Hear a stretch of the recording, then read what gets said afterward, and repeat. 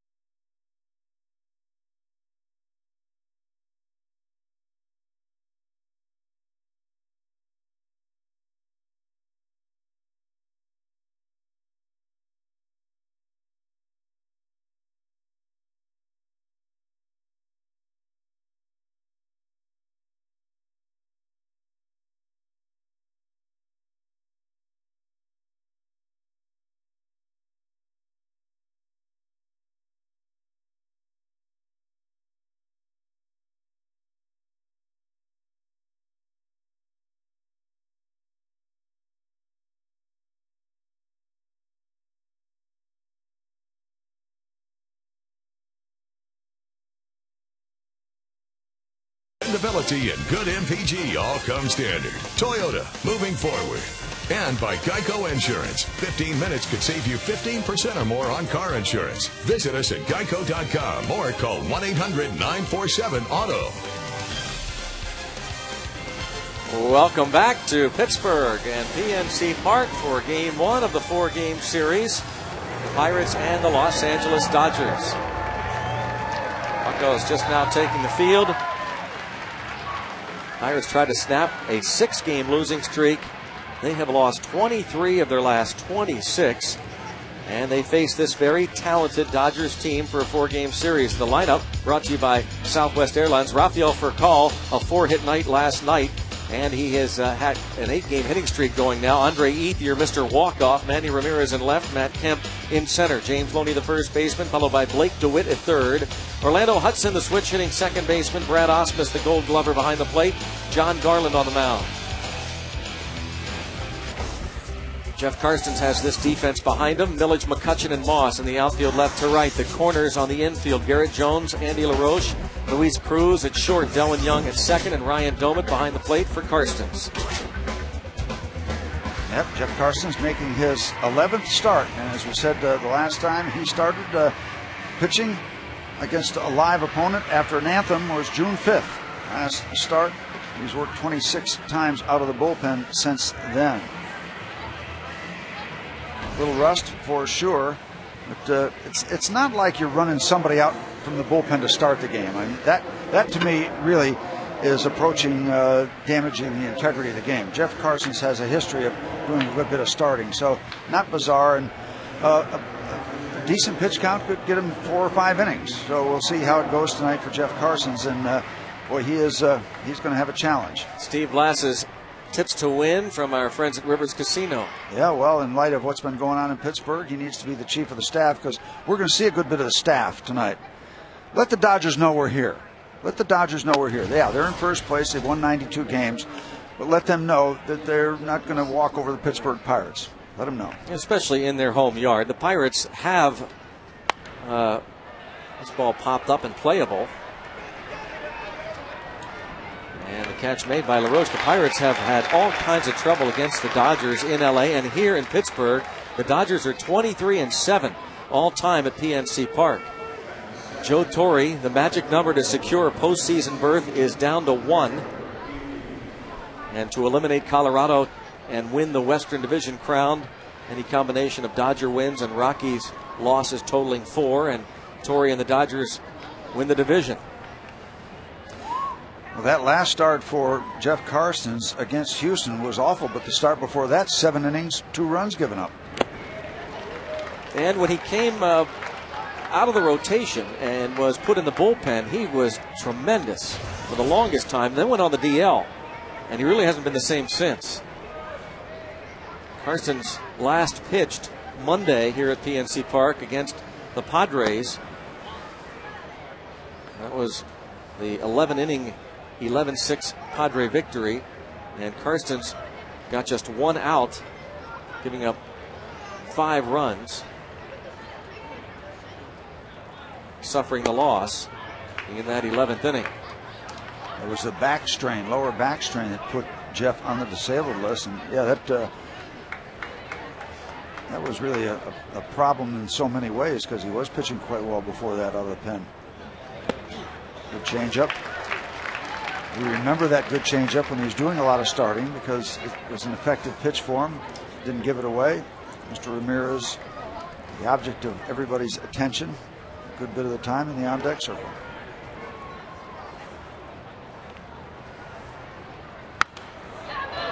He popped out of play. Coming back with that fastball after the changeup. Good combination.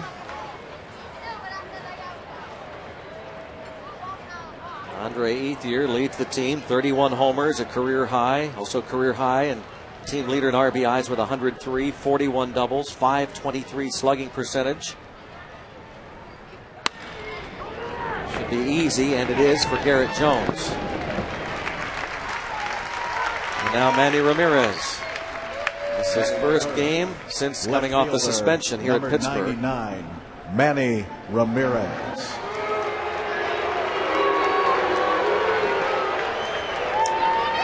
Well, you get an idea about the reaction. A resounding boo for Manny. Certainly used to it by now. That does not bother Manny Ramirez one bit.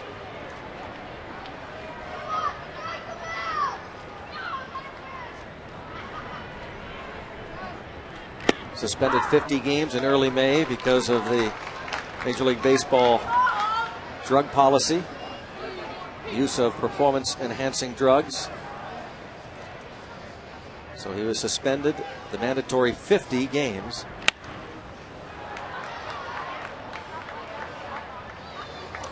Interested to see what Jeff Carsons does now that he's out in front 0-2. He's got a chance to do a little teasing here, if you will. Try to get him to chase a borderline pitch. Stay away from the middle part of that plate for a pitch or two. And try to get him with a fastball up and in. See the high target?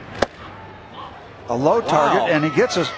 Wait that's a minute. strike, Come on. but the home plate umpire sees Domit move the mitt, Gary Cedarstrom, and apparently the home plate umpire is full, but that looked like it was right down the middle. Yeah, he followed Domit. Look at Ryan's up and in. That ball is right on the outside corner. That's a perfect pitch. You got to get that pitch. Come on. Lays off the breaking ball, 2-2. Jeff Carson, we're talking about him. If he has a pretty efficient time, he might go a little bit further than we think, and that could be key.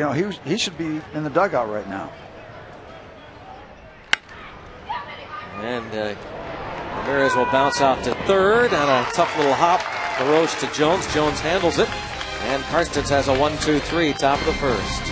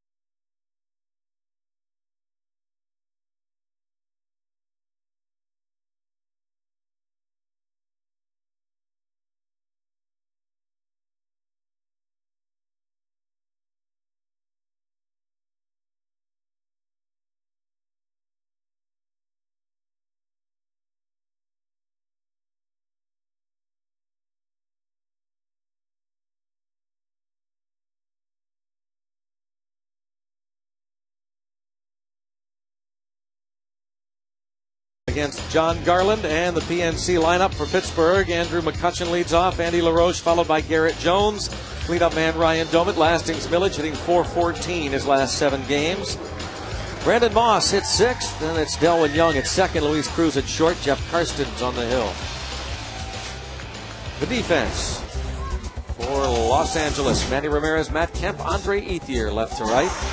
At third, it's Blake DeWitt, shortstop Rafael Furcal, Orlando Hudson at second, James Loney at first. Brad Ausmus catches John Garland. After this veteran once again winning in double figures, the 8th straight year he has won at least 10 games. Most of his work with the White Sox in the American League, but overall this year, 11-11, very good since joining the Dodgers.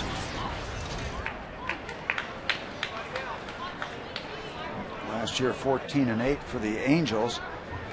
After all his early work with the White Sox.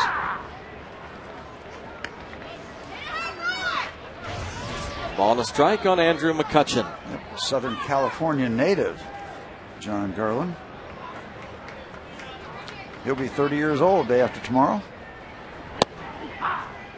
Another strike. Pirates saw Garland in Los Angeles. His last road trip. He faced them on Monday the 14th. Went 6 innings, gave up just a couple of runs. McCutchen was on base twice against him with a base hit and a walk in 3 plate appearances on that Monday night. John Garland, very consistent, very dependable. He'll give you at least 30 starts. He'll give you at least 200 innings just about every year. He has won 117 Major League games. And off his glove, and that will enable McCutchen to reach without a throw.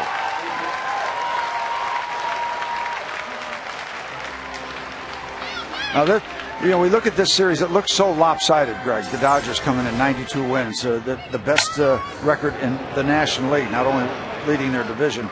So it looks like that mismatch. So an opportunity for the Pirates, just air it out. You know, why hold anything back? And I say that to preface the fact that I'd be surprised if Andrew McCutchen doesn't take off. Why keep anything in our pocket right here? Bring it out. He's got a modest lead, decent lead to start. Andy LaRoche takes a strike. John Garland won't dazzle you with stuff. He's not a fireballer. Standard package. He'll sink the fastball. He'll cut it a little bit. Curve, change up.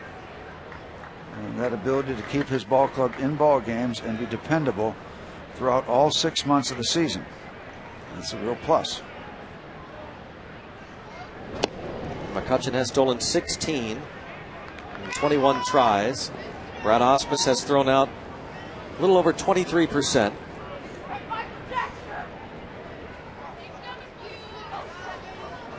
Garland facing the former Dodger, Andy LaRoche, 39th round pick of the Los Angeles Dodgers in 2003.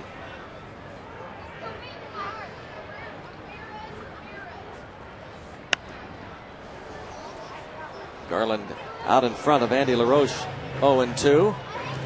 FSN would like to extend a warm welcome to our new viewers in the Harrisburg area. We now receive FSN Pittsburgh on Verizon's Fios TV in the state capital region. Welcome to the FSN family. We're happy to have you with us. And on a personal note, I'm really happy to have the hometown area. Your hometown area. Yeah. Yep. That's great stuff. Welcome Harrisburg and Mechanicsburg, Camp Hill, and the rest.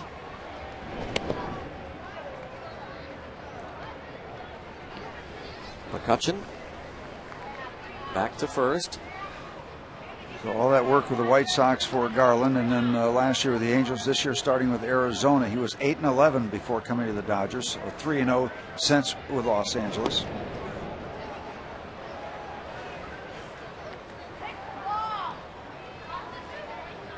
Well, the Dodgers and Garland very concerned with Andrew McCutchen.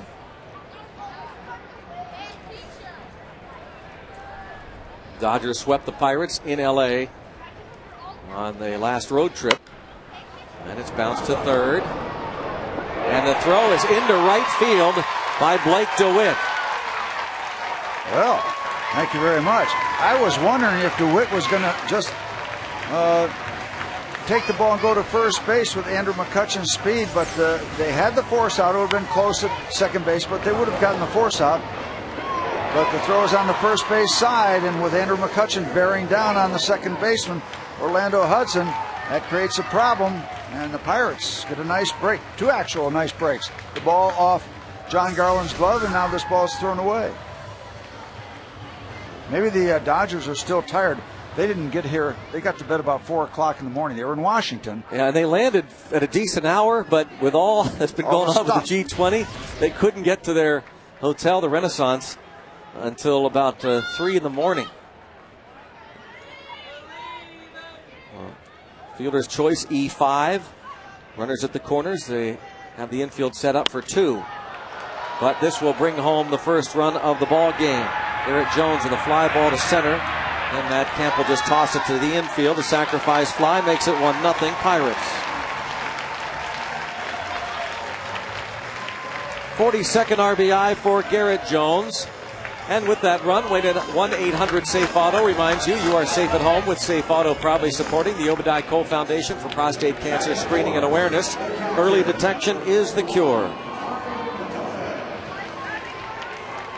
I mentioned that Garland's making his 32nd start. He's given up 22 home runs. Not a number that's going to put you in jail or anything, but you know he is somewhat vulnerable to the long ball.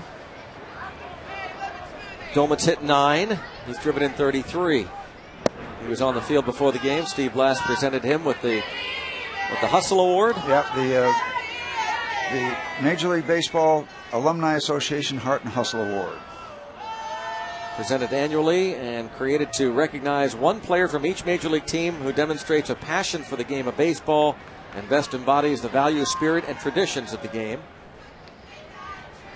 Proud to represent the alumni organization, present that to Ryan Doumit, because I think since Ryan Doumit arrived here at the Major League level, he's been a grinder. He's been a good pro. And congratulations.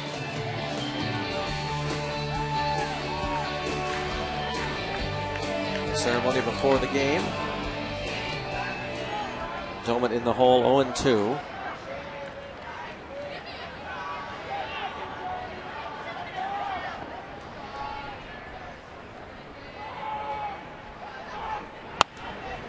Drive deep. If it stays fair, it's gone. Foul. Wow, we got a lot of that.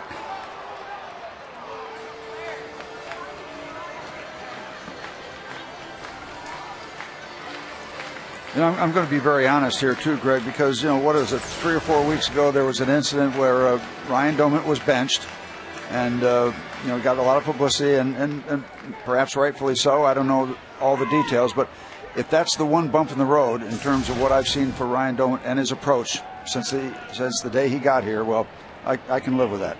Certainly you don't like to see it, but if that is one incident that people would hold up, well, you're missing the big picture. Well, John Russell and the Pirates have certainly gotten over it. Way past it. And a pop-up to the right fielder, Ethier.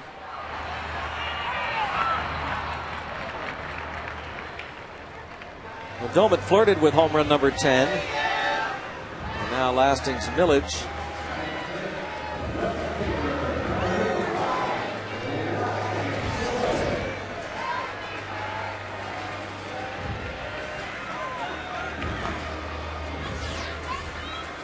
Pirates scored 1 run yesterday, and it was Lasting's Millage. The home run off Bronson Arroyo, leading off the 7th. Number 3 for Millage. 1 of 7 hits for the Bucks.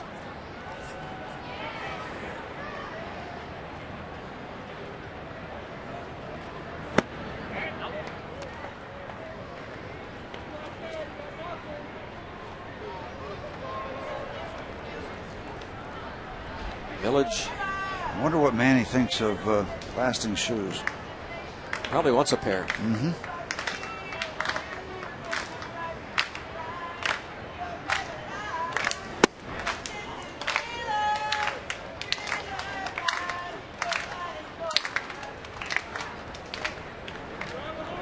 There you have it.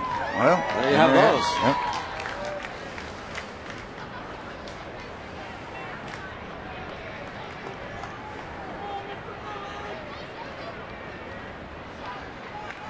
Millage, 291 average, 3 homers, 17 RBIs.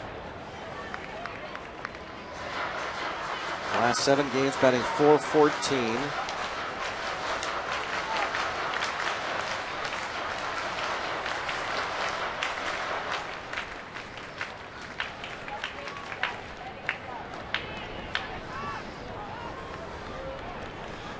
Interesting too, when you look at all the stats pertaining to the Dodgers, they've got 2 guys that have at least 20 saves.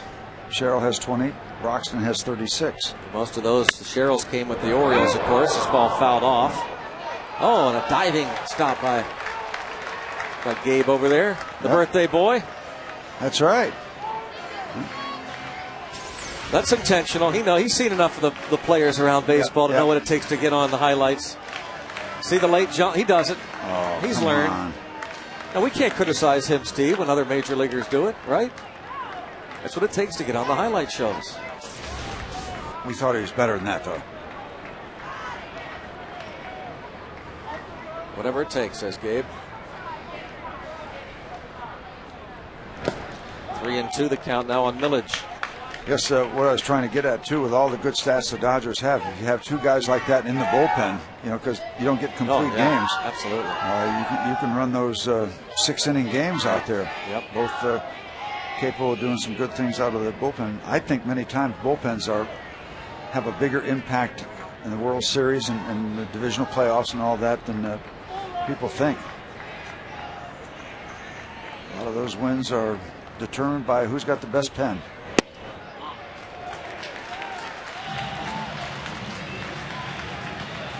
Geico quote from Lastings Village: we prepare ourselves better than anybody in the big leagues. We're just not winning. But this is where you find out who you really are. Anybody can enjoy winning 15 games in a row, but how are we going to respond?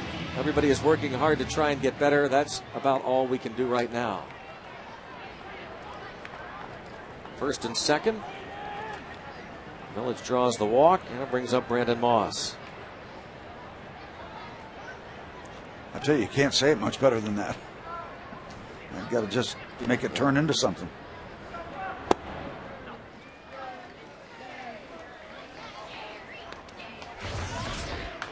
I really, Steve, to be quite honest with you, in watching this team almost all year long, I don't think you can question the effort at all. I think there's a ton of hard work, and the big question is, in general, is there enough talent on this team to win? I mean, that it usually comes down to that. Yeah. There's a reason why they've lost 23 out of 26. And you can work hard all you want. Well, Jim Leland said, I can get a bunch of guys off the street to work hard. Yeah. Give me baseball players. It's talent. I mean, yeah.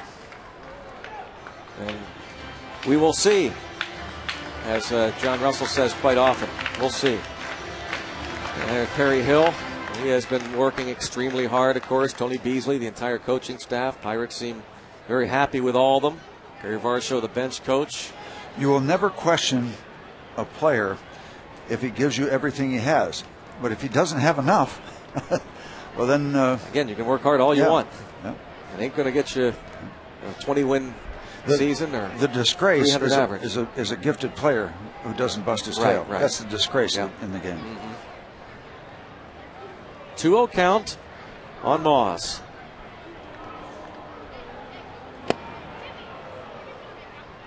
Moss now a swing and a miss. A lot of attention on Brandon Moss. He has gotten the opportunity the Pirates hoping to give him. He was part of the big Manny Ramirez trade, the 3-team deal last summer. The Pirates got Moss, they got Andy LaRoche, among others, in the deal for Jason Bay. Manny Ramirez went from Boston to L.A. in the 3-team trade, now 2-2. And not that the Pirates have given up on Moss, but with players coming, his window, as we talked about, that window of opportunity, we're winding down this season. Garrett Jones seems to be a lock, whether he's in right field or first base. How soon does Jose Tabata get here? People raving about him. He was at AAA. How quickly is Pedro Alvarez going to get to the big leagues? He's putting on a show in the World Cup.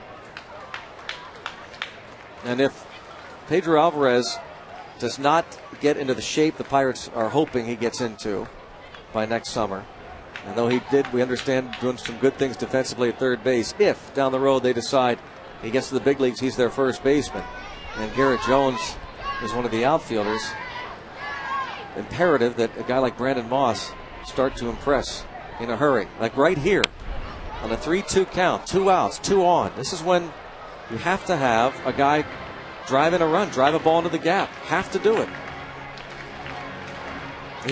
Not all the time, but a fair amount of time, a percentage of time. I mean, so far, honestly, he's one of the guys that has not come through. He knows it. Not a big secret. Brandon Moss sitting 241 with men in scoring position, 214 with 2 outs and men in scoring position. And he goes down swinging and leaves 2. The Pirates get 1. And after 1-0 Pittsburgh.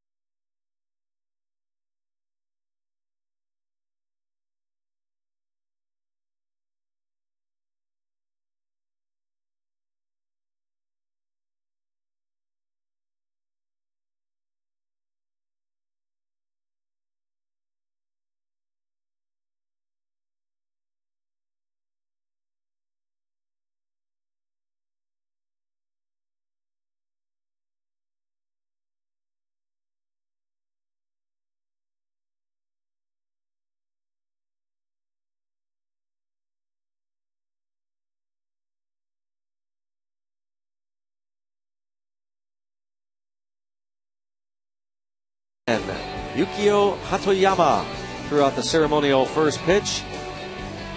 And we are told he is a big Pirates fan. He's wearing the number 18, the same number that had been worn by former Pirate Masumi Kawata. He was a Pirate briefly in 2007, and the Prime Minister wearing that number 18. He is here watching the game as the G20 summit wraps up.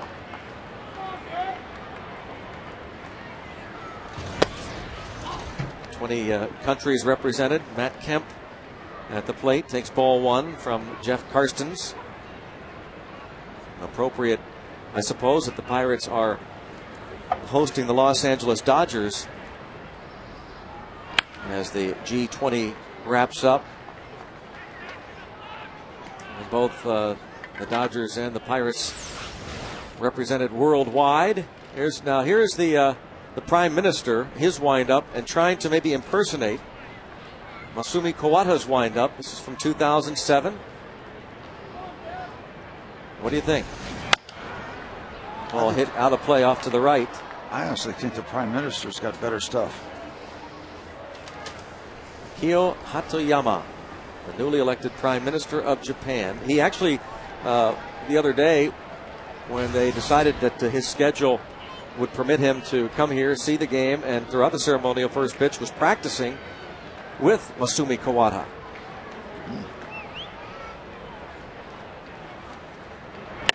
Matt Kemp, soft liner, picked up before it hit the dirt by Luis Cruz, and one man retired.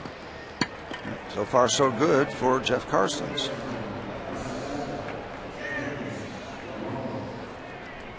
Seven Japanese-born players have played for the Dodgers, including current pitcher Hiroki Kuroda. The Dodgers' current roster has 8 different countries represented, along with Japan, the United States, Venezuela, Taiwan, Nicaragua, the Dominican, Mexico, and Canada. Remember the phenomenal attention Hideo Nomo got when he first came around. Yeah.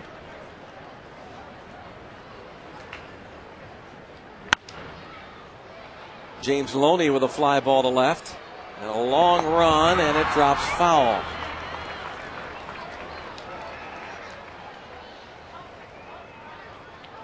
Lastings Millage. That long run playing over toward left center.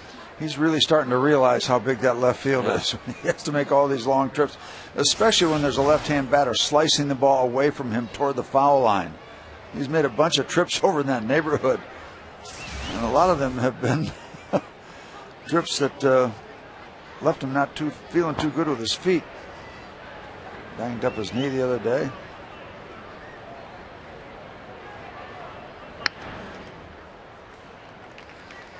Well, it looks like they have Millage swung over a bit, including McCutchen. We're now toward left center. Facing James Loney.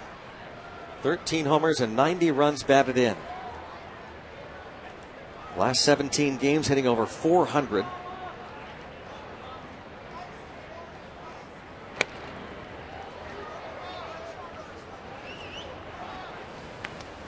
Well, you have to believe these Dodgers are set up for quite a postseason run.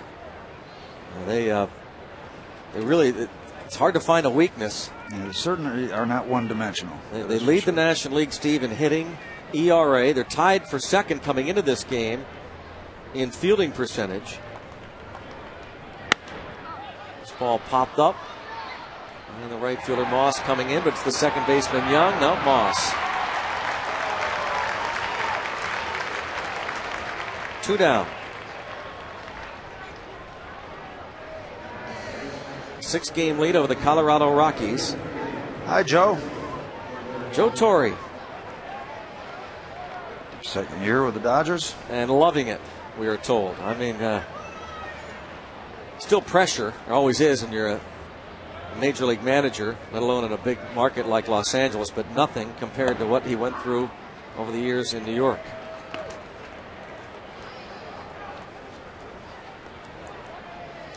Larry Boa. Larry Boa.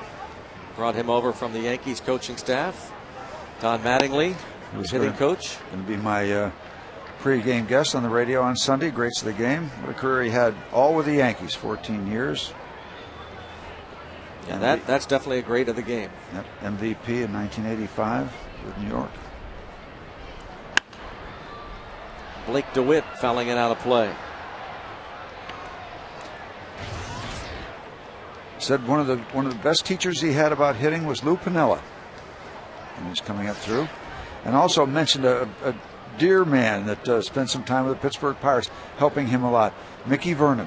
What a wonderful, wonderful man. I had a chance to be around him when I was a kid in baseball, 18, 19 years old. That's a fair ball, says the third base umpire, Adrian Johnson. Double for DeWitt.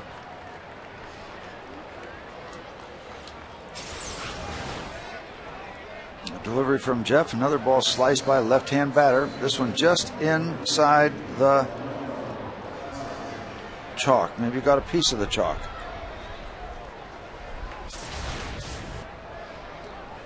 Mickey Vernon was a coach for the Pirates when I first went to spring training in 1961.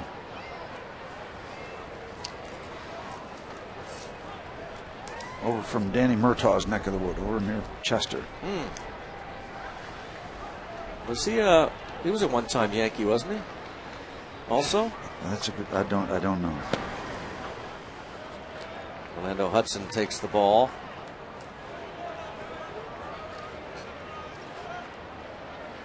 Switch hitter batting from the left side.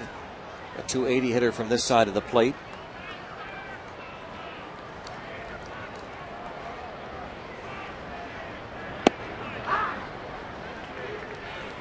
Mickey Vernon, an all-star. Played from, I think, the late 30s to 1960. Just looking at it, no, he did not play for the Yankees. He was a long-time Washington Senator. Yeah. Can you get finished the his year career with Pittsburgh? And that driven deep to right. And it'll short hop the wall.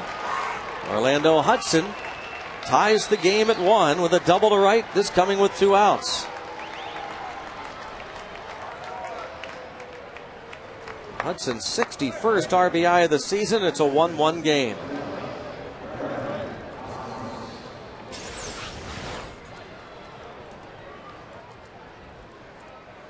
Another look at the Hudson. Double to right. Yeah, they double down the left field corner, and they double down the right field corner. These Dodgers come at you from both directions.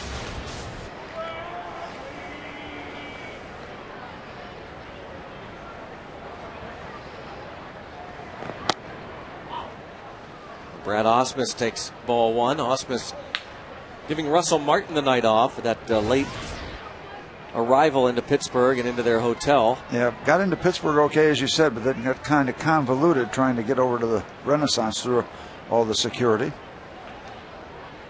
But had a long game, too. I believe a 4-hour game.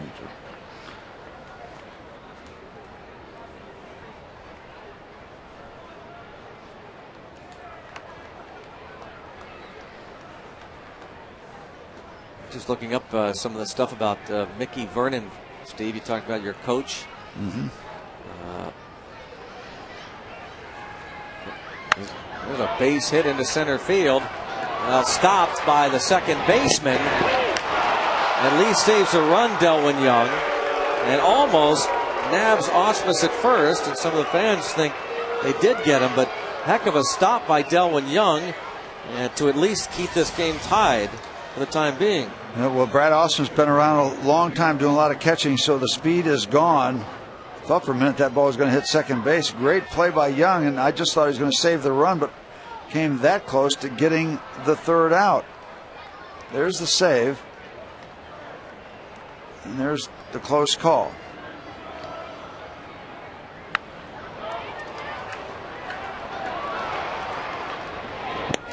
Brad Austin, he's not built like a catcher, but he's been around a long time. He's been a good one.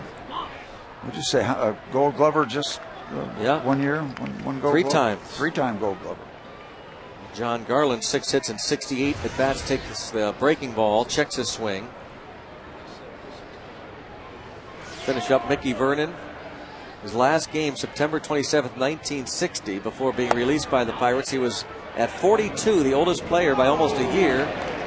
Spent that season as the Pirates' first base coach before being activated and earned a ring as a member of the 60 World Championship team. Another look. 1 ball, 1 strike count now on John Garland. Many times they will ring the pitcher up on that appeal. Jeff cannot afford to let Mr. Garland get away. Dodgers have tied it. The umpires on the extra shield there for Gary Cedarstrom. Field and Culbreth at first, Brian O'Nora at second, and Adrian Johnson at third. First time I've seen that extra protection for the home plate umpire. 2-2 count on Garland. That's similar to some of those shields we saw in the SWAT teams today. I was down there. Down there, Mike, were you carrying a sign? No. Yes, he did, says that home plate umpire Gary Cedarstrom.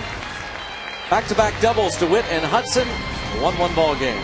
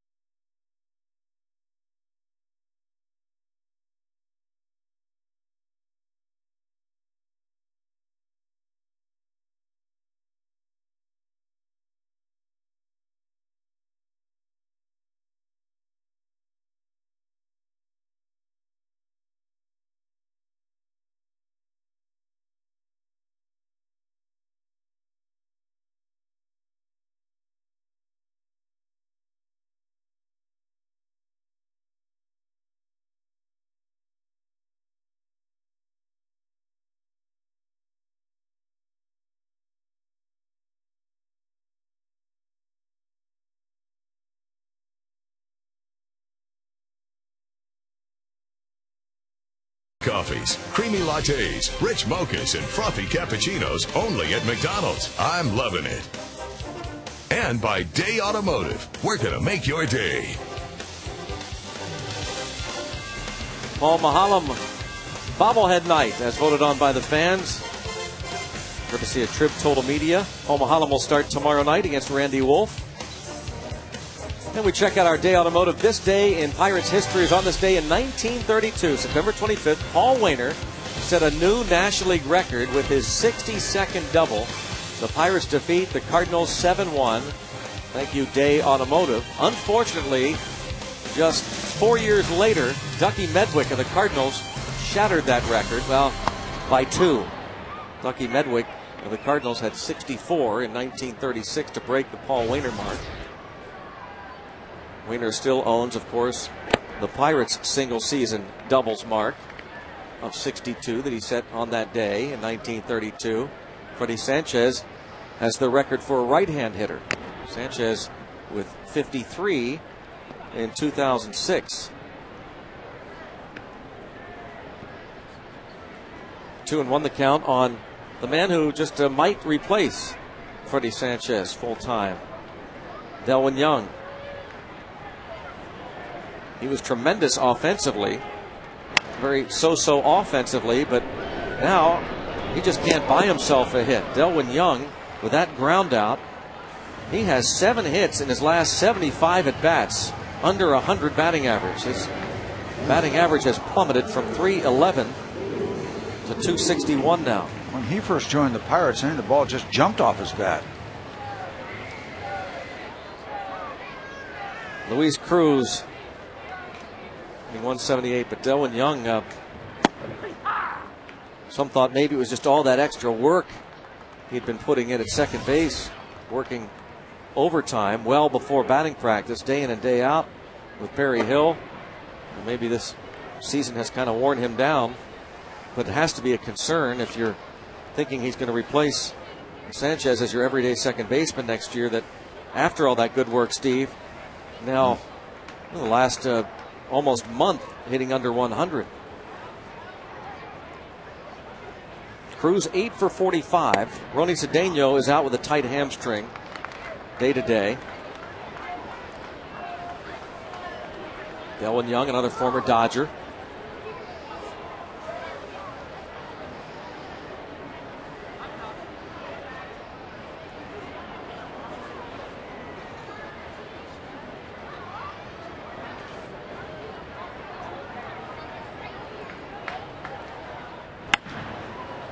And this popped up to second. Orlando Hudson.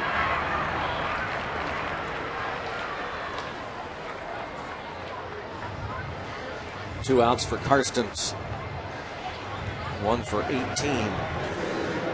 Seems like a long time ago when Jeff Karstens had that gem against the Arizona Diamondbacks and Randy Johnson.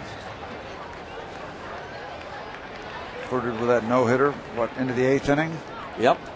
Got two outs in the 8th, didn't he? Yep, the perfect game. 2 outs in the 8th, the 2 knocks against the big unit. Second start with the Pirates after the acquisition from the Yankees. Yeah, and the first one was good against the Cubs. Yeah. 2 outs into the 8th. He had a perfect game going in Phoenix. Jeff Karstens, Ross Ohlendorf, Daniel McCutchen, the pitcher, and Jose Tabata over from the Yankees for Xavier Nady and Damaso Marte. And it's a 1-2-3 second for John Garland. 1-1 through 2.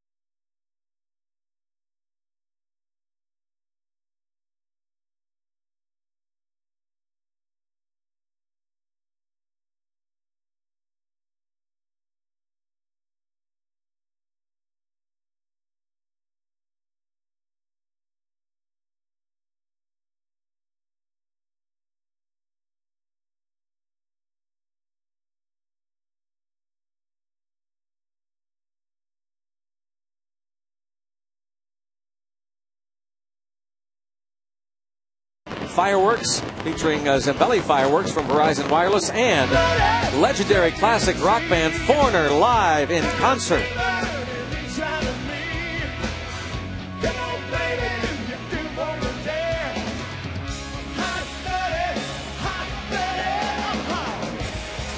Just one of their many hits, Foreigner, tomorrow night. Tickets going fast.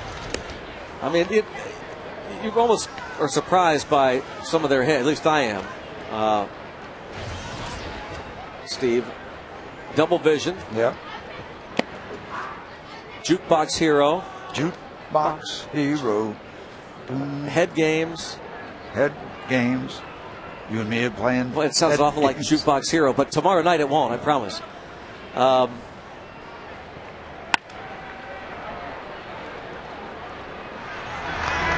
What else you got? Fly ball to left. Catch made by Millage.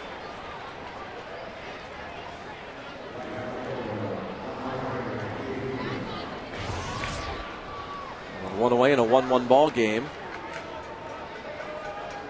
Cold as ice. Remember that? Yep.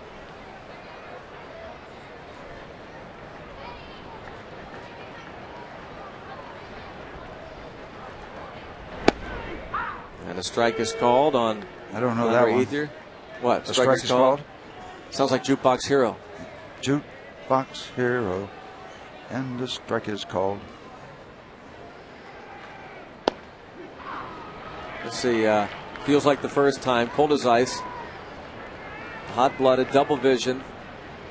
Head games, urgent. Remember that? Yep. Waiting for a girl like you. I want to know what love is. Heart turns to stone. That was yesterday. I don't want to live without you. Say you will. I mean, you got a ton of hits. Yep. So I guess they do have a few tickets remaining for Foreigner tomorrow night. That should be a dandy. Nice finish to Sky Blast.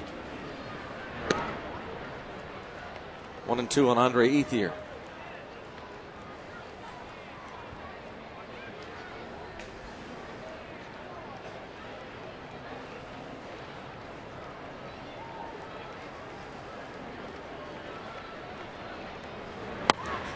A line foul.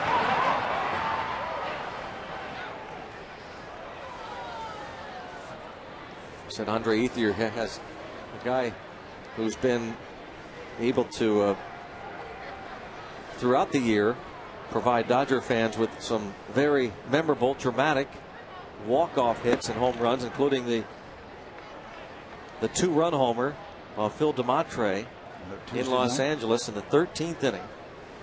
Yeah, Tuesday night, 15th of this month. After the Pirates had scored a run in the top of the 13th.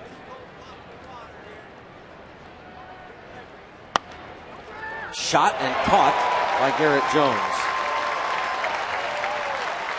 That was a line drive. Probably haven't seen enough of Garrett Jones to determine how good he is defensively, but I'd say, Steve, if he played every day at first base, he's above average. He's made some fine plays over there at first. Big man. On the backhand side, puts the big glove around it. Give him credit for a glove save. He made a fabulous stop a few days ago, but forced him actually to miss a couple of games with a sore shoulder thanks to a diving catch to his right. Now Manny Ramirez bounces this ball to the shortstop, Cruz on the third hop. And 1-2-3 go the Dodgers. So Karsten's doing good work. 1-1 affair.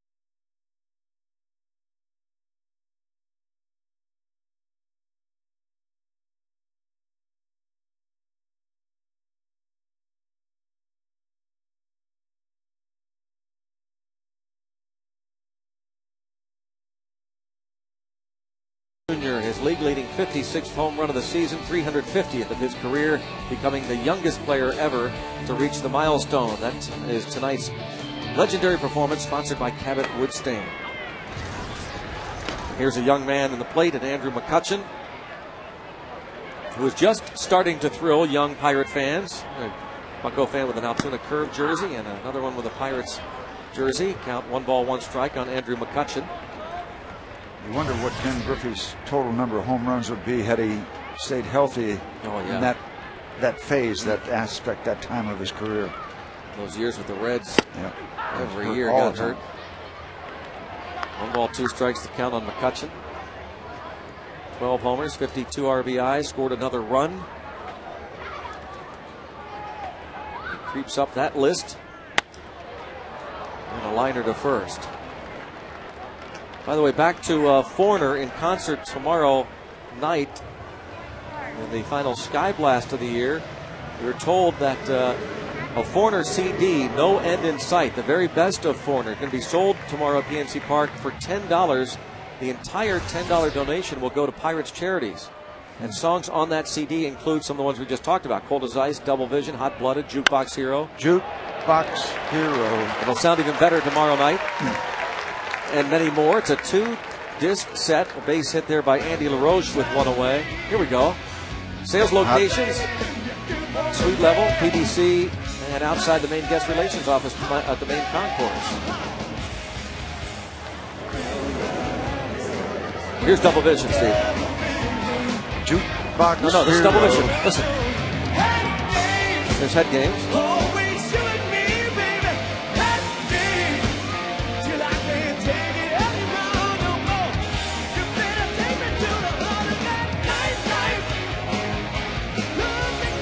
Nightlife. I've never heard that one. I don't think that's the same group.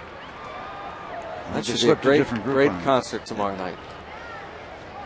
Sales for that CD will begin when the gates open, continue through the end of the concert. And again, the sales locations: the Suite Level, Pittsburgh Baseball Club, and outside the main guest relations office on the main concourse. The entire $10 for that CD. That's great. Go to Pirates charities. That's going to be a good old rock and roll party tomorrow Yeah, night. it is. You gonna stick around?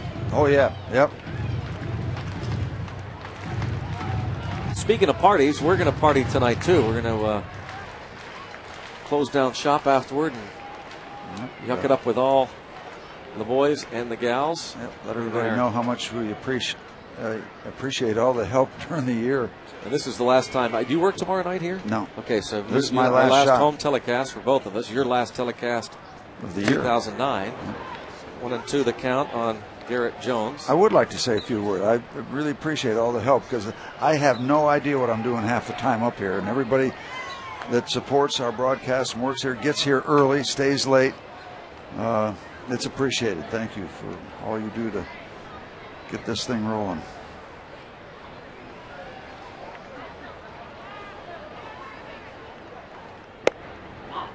It is amazing how many people, talented people, it takes to put on one game telecast. Absolutely. Incredible. And what time they get here. Yeah. Crew calls are unbelievable, especially when you get involved in like day games after night games. It is appreciated. No headlines, no attention, noticeable attention paid to all these folks that do all this good stuff. Thank you very much.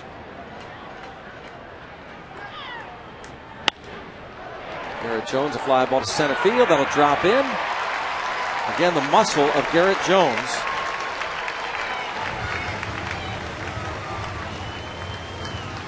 Yeah, he's strong enough to get hit on the fist or wherever this pitch might have been, or at the end of the bat, wherever it is, or just sliced underneath it. He gets it far enough to get it past the infield. Another knock for Garrett. He's had his average at or above 300 almost the entire season. And he has to make sure that's going to fall, as Kemp kind of gave him a little head fake. Head fake.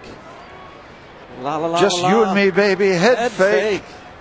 I can't take it anymore. Head fake.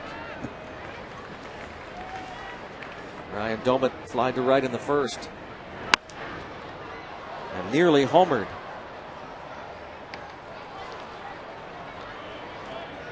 Steve, we want to again thank all the folks that put this on. Yep, thank you. Every night. Every night, every year. Great people. Wish we could name them all. Starting with Pete Toma and Jeff Mitchell. Producer, director extraordinaire. It's our first year with Pete Toma, and Pete, he's in the trailer, the head gypsy, as Bob calls him. And it's been a joy. And Pete, I am going to give you that. I'm going to get you that Titleist hat with the P, the pirate logo P on the side. That's on the way. And Greg, our stage manager this year too. Can't thank him enough. Adam Elmore, Jason Steele, John Roble.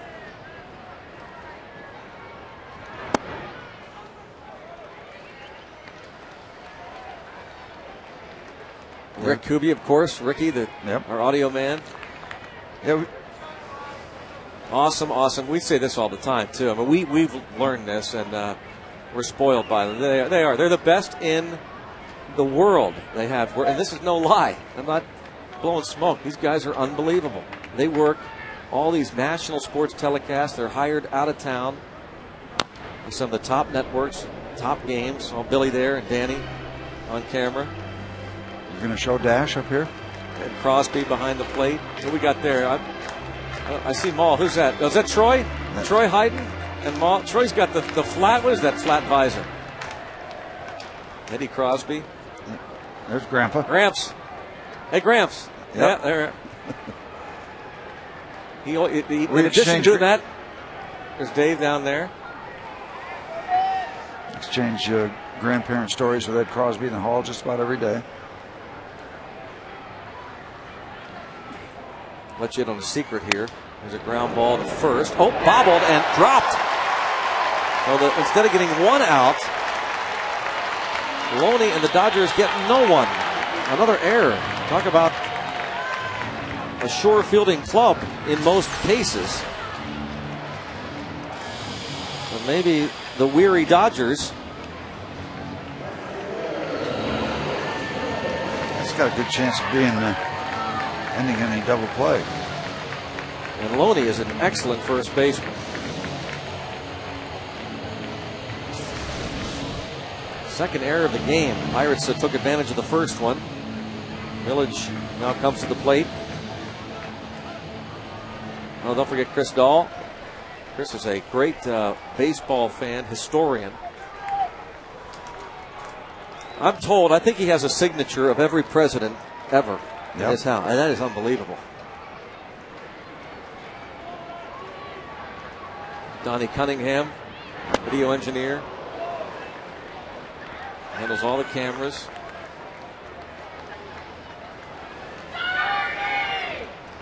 Tom Thomas. Can't forget Tom Thomas. What about Jerome Shad? What about Jerry? Give him a shout. He and the Doc are close. Yep. Good friend of Mike Lang's.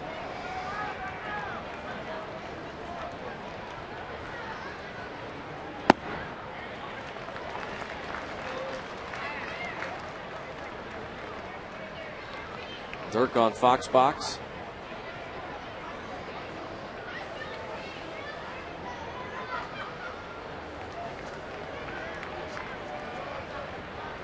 One ball, one strike, one out. Pass along some names of the great tape operators that we have on hand. Ball pulled foul. Look, I was going to say, but one thing about Eddie Crosby, in addition to doing great work from our high home camera, he has to dodge the bullets sent down from Bob Walk high above him. I see Walkie, unbeknownst to, I'm telling the secret here, it's been Bob Walk all along, firing little ice cubes down at Eddie. Did you know that? I didn't know that. I know it now. Wasn't us, Ed. There's the culprit over there in the radio booth. We'd show him again. I think we should circle him. Circle him, yep.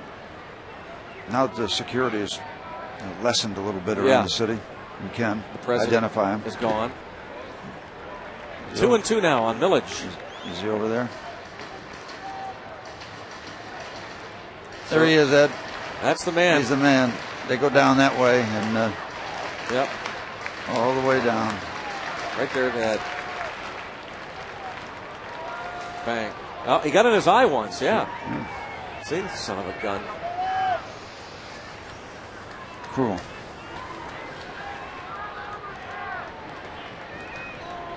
See, he knew what we were doing.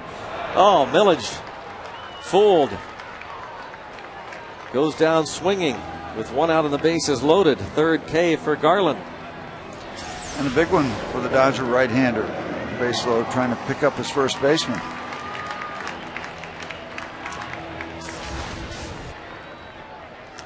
And the Parrot. He has entertained us all season long. The hot dog gun shooter.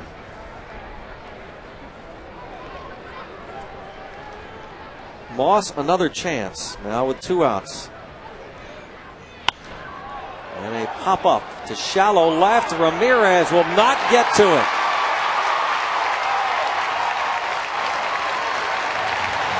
LaRoche and Jones score. Domet to third. Well, you're talking about Brandon Moss with 2 men on before. Didn't deliver. He delivers this time. And the Pirates take advantage of the Dodger error and take the lead.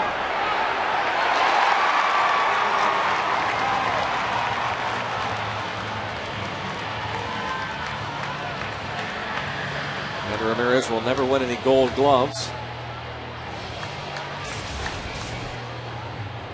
And 2-run score on the base hit by Moss. Pirates leading at 3-1. Delwyn Young now. Yeah, and you don't want to take advantage, but Foreigner's song "Cold as Ice" would apply here. It's just the way it's been for Delwyn. Hey, let's not forget Stan Savern and Rob King and Teak and Danny Potash. Folks over at Paul Alexander. Yep. Ted Black, the boss. Yep. Sean McClintock. Kathy Proya. Gina Weiss, the lovely Gina. Just some of the many people There's that helped Uncle put all Stan this right on. there. There he is. He's watching the ball game. It's hot-blooded. Foreigner thing. It's Foreigner night. Yep.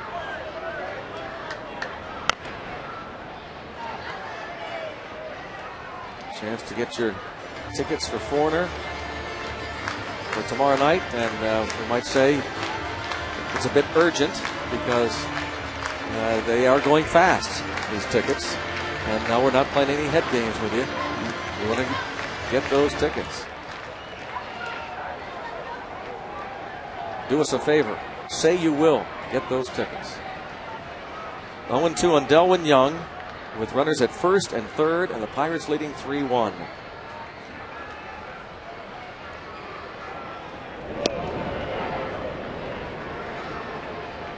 Moss won't be going anywhere.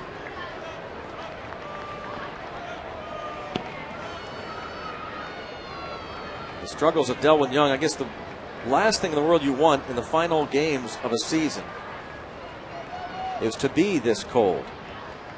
You don't want to lug that around all winter. So you don't want to tear the last week plus. Young grounded to short in the second inning. 7 hits in his last 75 at bats.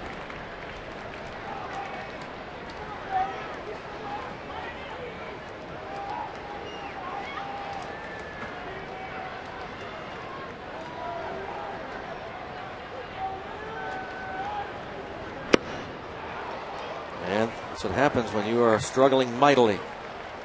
Pirates take advantage of the air, score a couple, lead 3-1.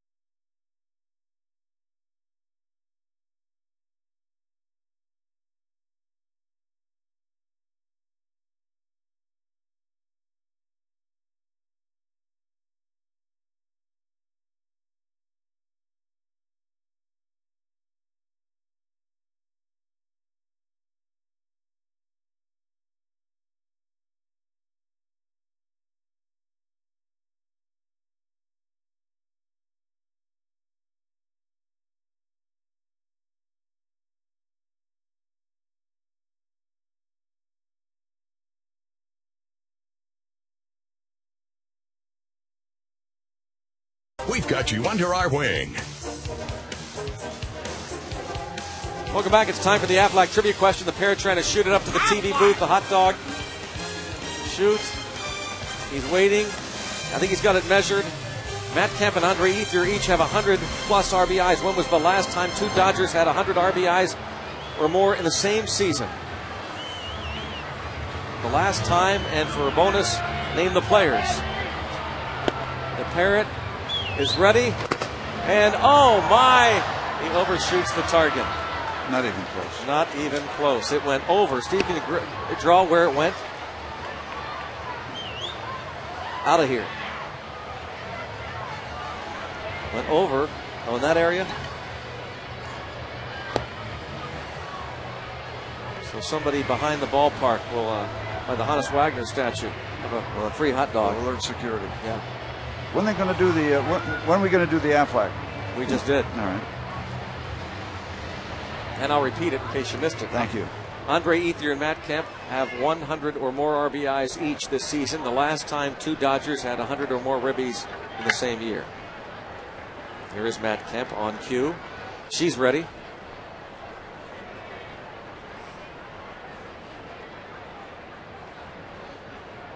And now Donnie Veal. Karsten goes only 3. So he cannot win it.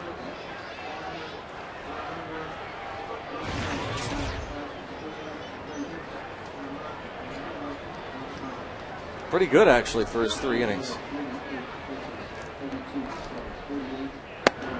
Can't get the win. I got to be honest. I'm not a big fan of this. Oh, yeah, I know. I won't the bullpen elaborate. Game. I know. I won't elaborate. I agree. And it's all because they went to 6-man rotation. They pulled Ohlendorf, and so somebody has to take over this spot, and it's the bullpen game. Shot past diving second baseman Delwyn Young. Mike Kemp, who lined to short his first time up, singles to right to start the 4th.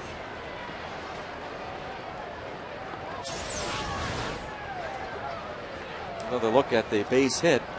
And to make it a little bit more difficult on Russell and the Pirates, one of their relievers is not here, to my knowledge. Chris Buchek's wife delivered their baby yesterday. Joel Hanrahan, they're not using him. He's not 100% yet. See, they used Steven Jackson for 2 innings yesterday.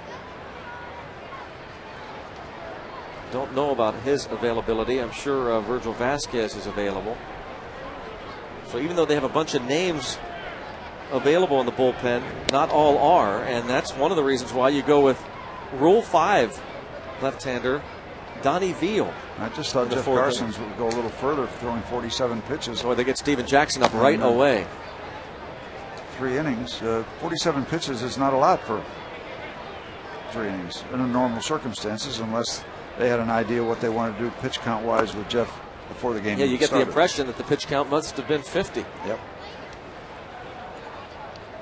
You see Steven Jackson loosening up immediately. Now you might have to factor in how many times. Was there a factor with Jeff Carson's having warmed up and not come into a game recently? Sometimes that kind of stuff will play in.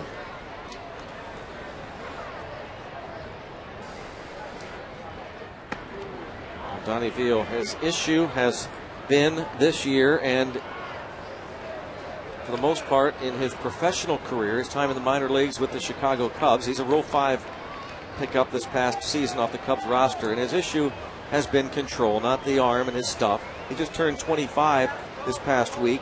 Jackson, Mississippi native Donnie Veal spent all of last year, last 2 seasons in the Cubs organization at Double-A.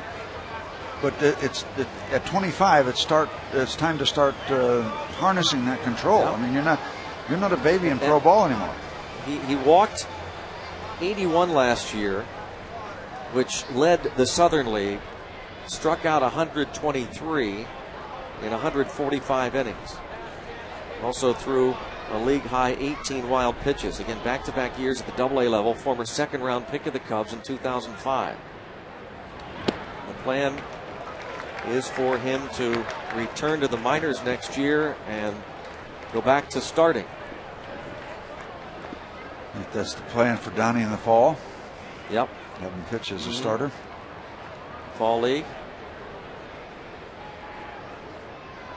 6'4", 230 pounds.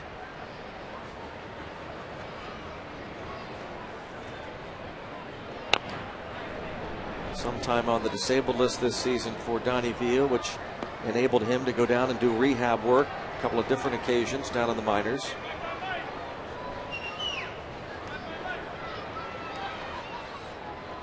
Most recent rehab down at AA Altoona. 13 innings, 2 runs, 10 walks, 18 strikeouts. A 1.35 ERA for the Altoona Curve.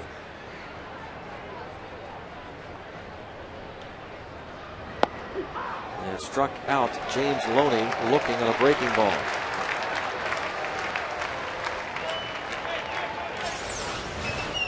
Well, this is what he's capable of when he gets the ball over the plate. Good looking breaking ball.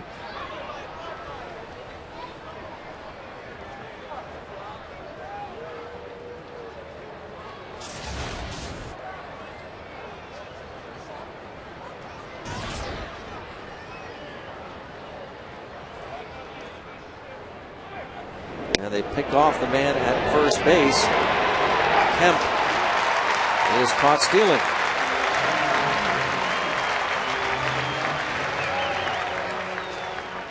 Good awareness for Donnie right there to wait until the runner had committed himself. There's the commitment. And it's just a matter of getting a good throw from your first baseman.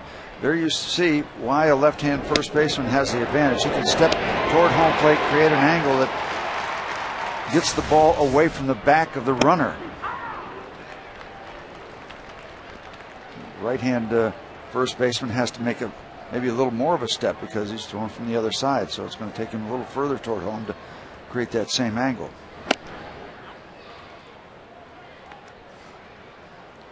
Understand you heard from Doc Emmerich yes. tonight. It was a great work along with Eddie Olczyk on the national telecast. Thanks to Mike Emmerich. We got a note from him. He's a big Pirates fan, and he had some kind words for the crew. Well, thanks, Doc, and good luck. Yeah, you guys, you and Edzo are tremendous. Yeah. Love Enjoyed watching your telecast. Yeah. Liner toward the gap in right center. Can Moss cut it off and hold DeWitt to a single? Maybe. Very close. Closer maybe than DeWitt thought when he started out. Couple doubles for Blake DeWitt. Down the left field corner, now into right center field.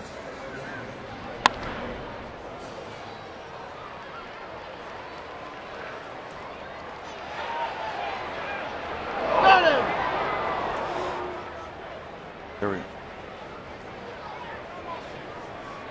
Brandon Moss.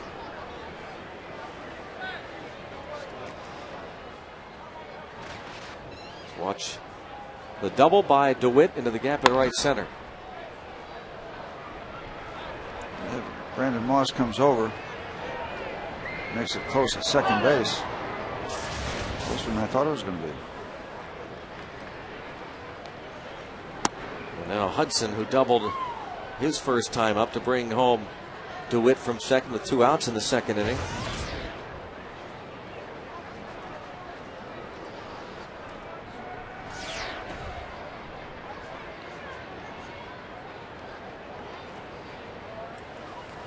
Orlando Hudson.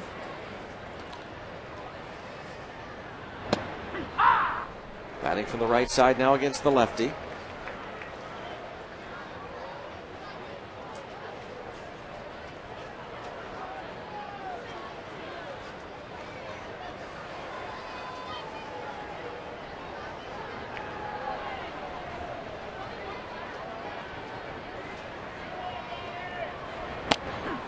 Another strike, 1 and 2. Donnie rolling that curveball in there a little bit. Another hook.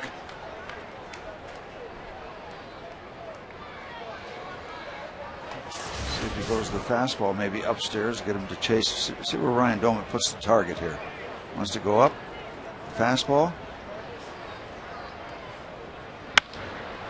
And a fly ball to McCutchen. Donnie Veal gives up a couple of hits, including a double, but gets a strikeout, picks off a man, and pitches the scoreless fourth. The Pirates lead 3-1.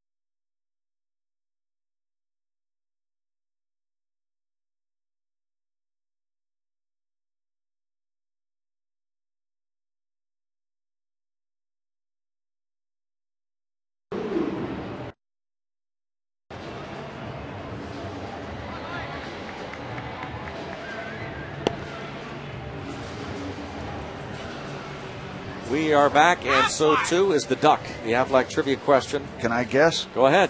Matt Kemp, Andre Ethier, 100 RBIs. Last time, 2 Dodgers, 100-plus ribbies same season. Steve? Garvey and Say.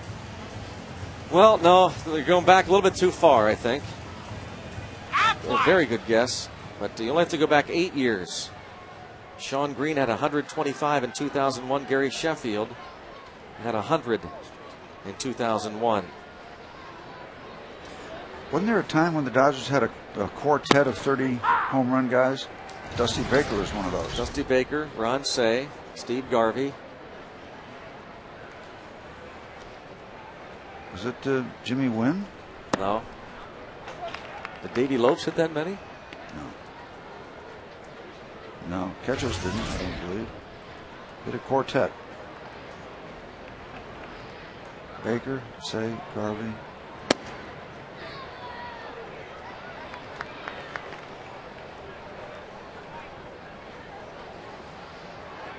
I don't know about that, Steve. I know that the Braves had. Well, now we're going down the road. Trust me. Yeah, trust you. Nice play, DeWitt. Oh, and Loney, he holds on to the ball, probably gets the out, but Luis Cruz is aboard. Yeah, I think Field and Culbreth, first base umpire, is ready to ring him up as he stretched across. Watch again, a nice play by DeWitt. Yep, little chop there.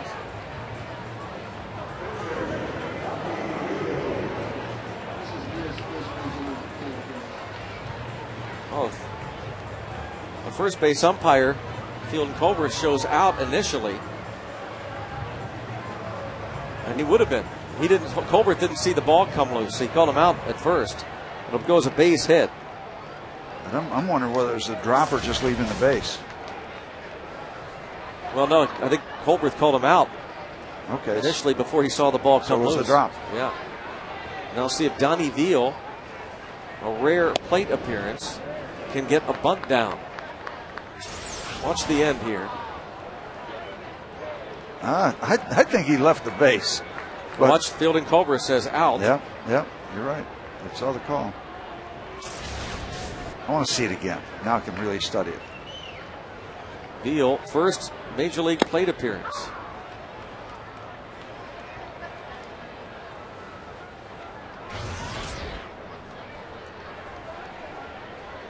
Karstens went 3 innings. Veal pitched a scoreless top of the 4th.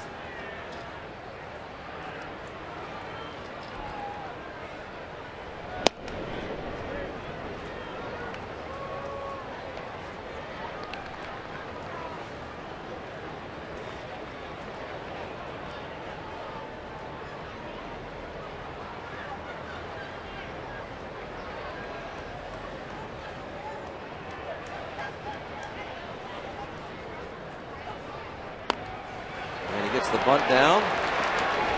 Successfully sacrifices. Yeah, just for chuckles, I'm trying to study where the ball is. Well, the other shot we had. Yeah, his toe's on the bag there, I think. First base umpire says, yep, he's got the bag, he's out, but he doesn't see the ball come loose. Harry Hill says, wait a minute, he dropped the ball. And then Field and Colbert says, okay, yeah, I see that. He dropped it, so he's safe. Yep. But in his mind, from that angle, he thought Loney's toe stayed on the bag.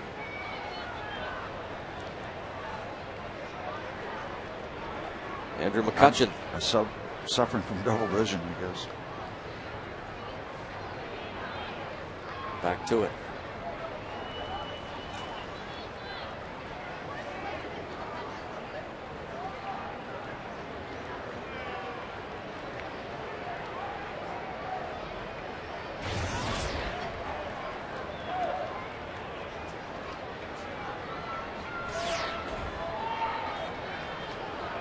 Garland very much concerned now with Luis Cruz. Then if what you say is true, it should have been charged as an error, huh? Out. And then safe? No, because it would have been above average play. Yeah, but they made the play. They got the out call. Yeah, but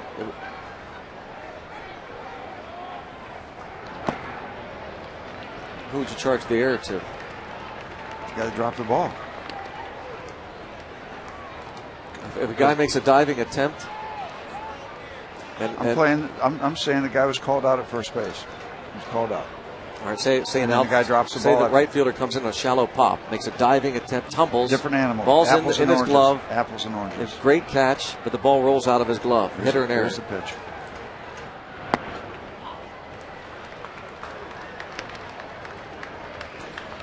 In that situation, the guy hasn't been called out by an umpire. That right field deal.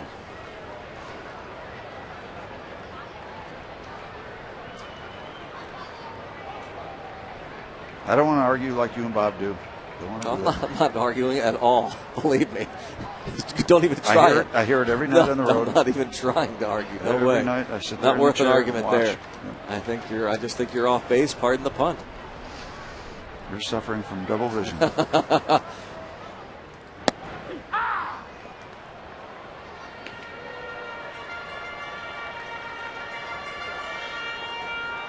How many RBIs will he finish with in his rookie season? He's at 52 now. And he continues to build his case for a lot of consideration for Rookie of the Year.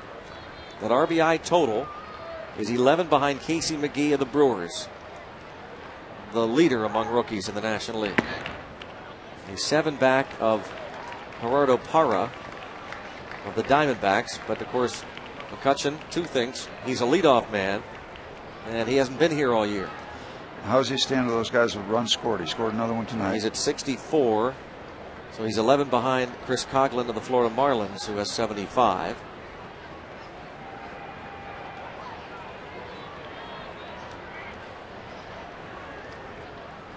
McCutchen playing in his 99th Major League game tonight.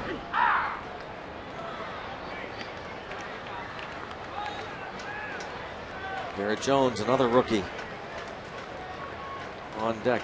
Pretty much guys with short amount of time should get more consideration, shouldn't they? I mean, compressed amount of time. I don't know if you do that or not. I guess they should get more consideration, but ball bounced to second. Runner moves up, and that's the second out. It'll be LaRoche. You saw Garrett Jones, who was in the hole. Jones will now come out on deck. As a thank you to their fans and support of the team all year long, this Sunday, Pirates hosting Fan Appreciation Day here at PNC Park against the Dodgers. Pirates will be giving away prizes all game long. Season tickets for the 2010 season, trip to spring training, and to the All-Star game next year, and much, much more. Plus, all players will be greeting fans at the gates from noon to 12:30 before the game. For tickets, visit Pirates.com or call 1-800-5BOX. This Sunday, Fan Appreciation Day.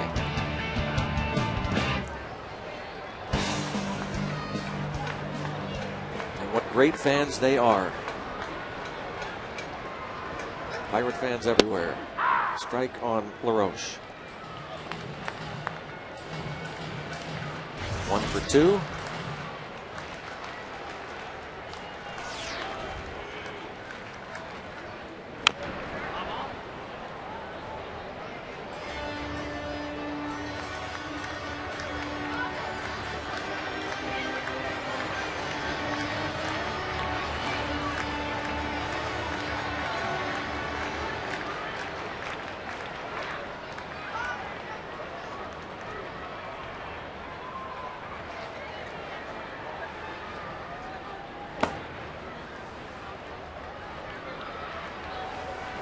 One ball, 2 strikes.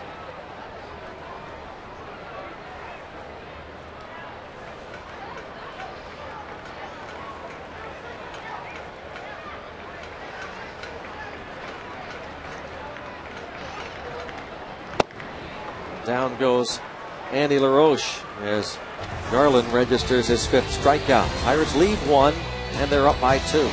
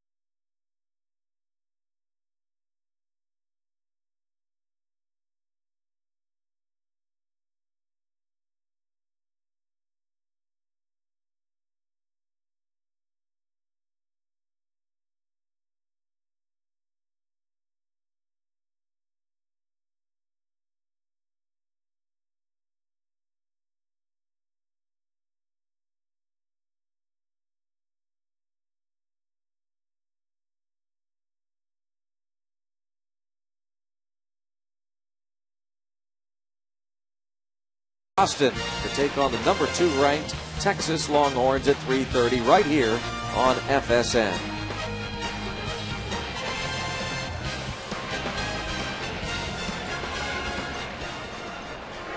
Brad Ausmus, the Dartmouth product, reached on an infield hit in the 2nd inning against Jeff Karstens, now facing the lefty Donnie Veal. Donnie Veal attended the University of Arizona in the fall of 2003 and 2004, and then went to community college in Tucson in the spring of 05. Ball 1 on Ausmus.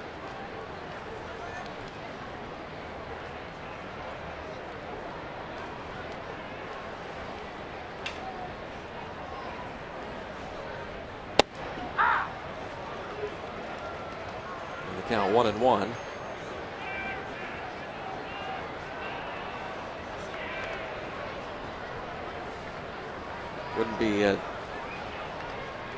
Would be a neat thing if Donnie Veal could get through this inning.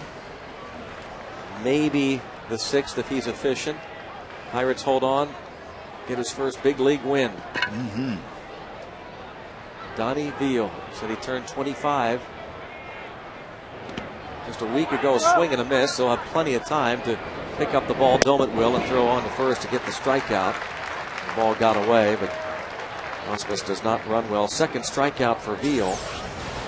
He's got a chance to get off to a good start toward extending his outing with a strikeout, and then the pitcher in the on-deck circle. There's the swing and miss, a fortuitous bounce for Ryan Domet out in front and toward first base.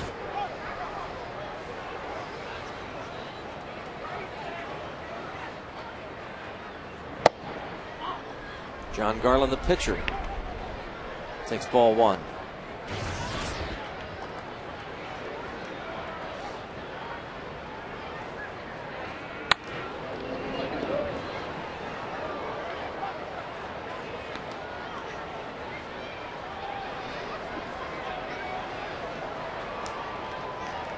Usually have a ball boy down the right field line, don't we? Usually.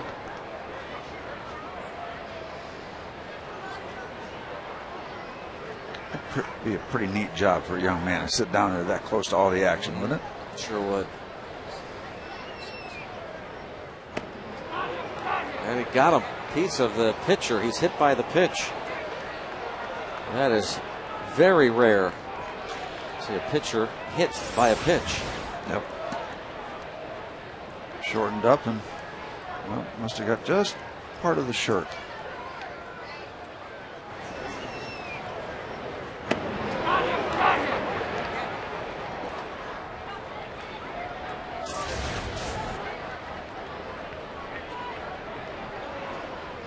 Garland aboard with one out, and the batter Rafael Furcal.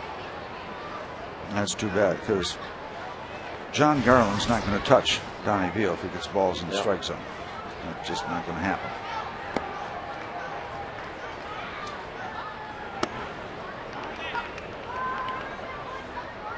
And now Doman's going to go out and talk to Donnie Veal. Probably not too much about mechanics, probably just some maybe psychological counseling, just some encouragement. 2009 Pirates Baseball on FSN Pittsburgh, brought to you by Southwest Airlines. Want to see what a real airline is like? Go to southwest.com. Grab your bag. It's on. Furcal 0 for 2. Pirates up by 2 in the second inning of work for rookie left-hander Donnie Veal. As a youngster, his family moved from Mississippi to Arizona. We mentioned that he went to the University of Arizona for a couple of years. Drafted by the Chicago Cubs out of a community college in Arizona in the second round of 2005. And he was very close to his parents. And they did a lot of work getting him to baseball diamonds as a youngster and playing all the sports. His mother passed away in November of 2004 with stomach cancer.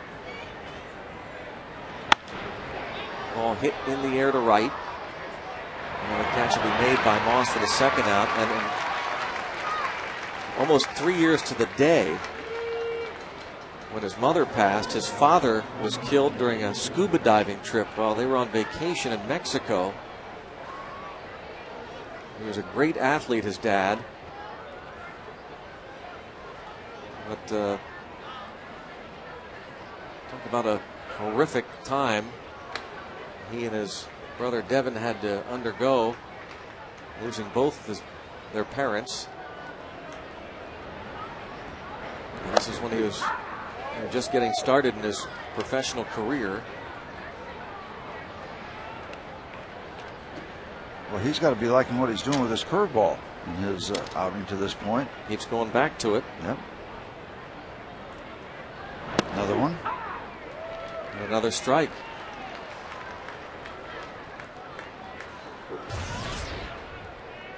Donnie Veal looking for his second straight scoreless inning.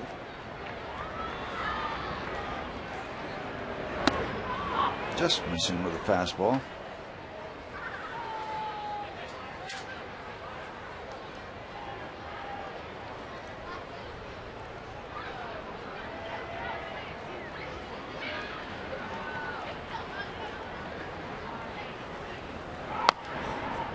And it's now a 1-ball, 2-strike count on Andre Ethier,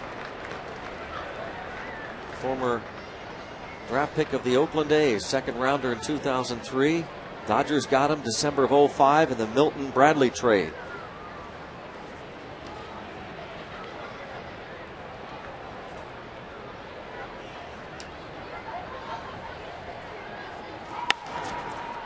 Fouled out of play. Andre Ethier hitting just .199 against left-hand pitching.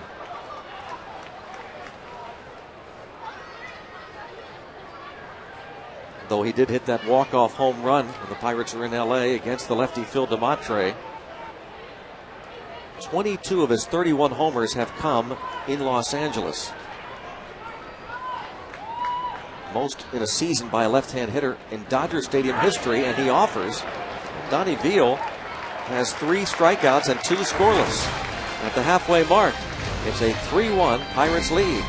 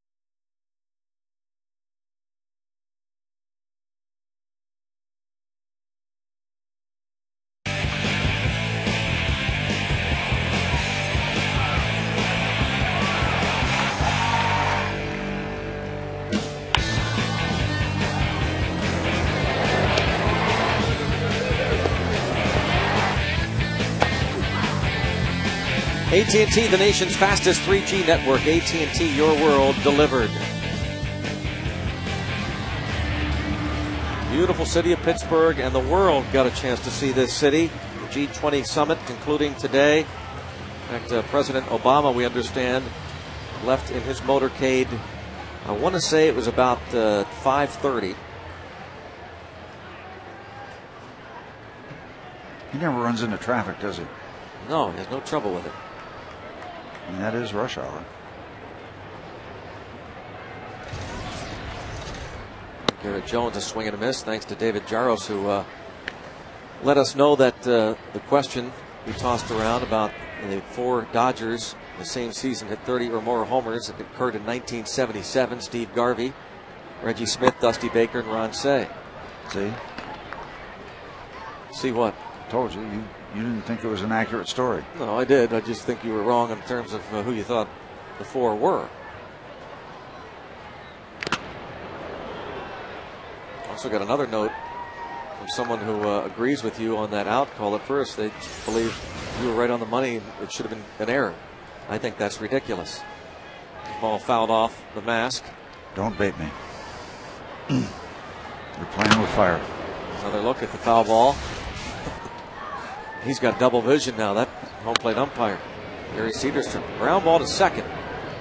4-3 on the putout.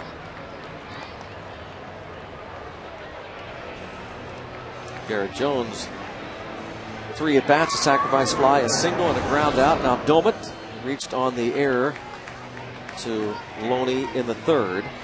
Remember in the Dodgers press room where we used to get dinner? There was a big poster in there of those 4 guys. Yeah. I couldn't visualize the 4th guy, but we got the poster of a lot of their major accomplishments, some of the team stuff that they've accomplished. Artwork up on the walls there.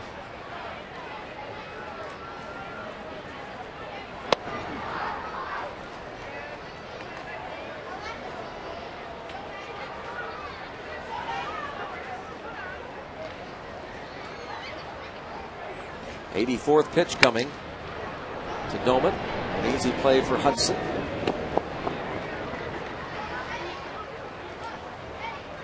Two outs. John Garland is making his 5th start with the Dodgers. Looking to go 4-0. Is trailing 3-1, and Lastings Milledge, who's walked and struck out, will come to the plate.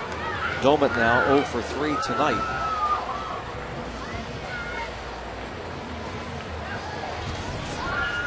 Village now 0 for 7 in his career against John Garland. The Pirates with a 3-run lead, but 3 unearned runs. I believe. Yep, 3 unearned.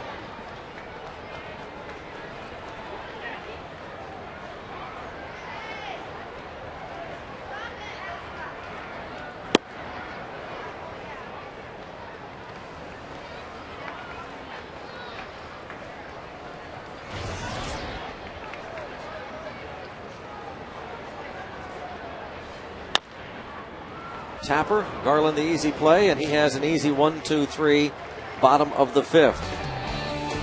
3-1, Pirates lead the Dodgers.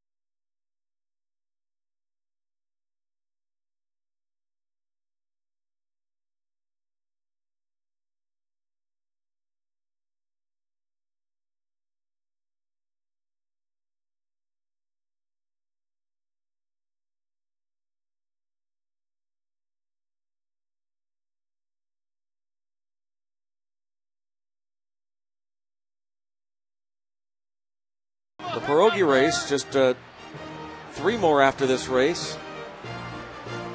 2009 home season coming to an end on Monday. Watch Onion, he's taunting here at the end. Taunting. So Cheese Chester is second, and Saul Sauerkraut's. Oh, yeah, boy, he was Taunting. That's 5. hot dogging it, wasn't he? He was. Dollar Dog Night. A&L Motors game summary. Pirates leading 3-1. Garrett Jones 1 for 2 plus a sacrifice fly. Brandon Moss had a 2-run single. Orlando Hudson 1 for 2 with an RBI double.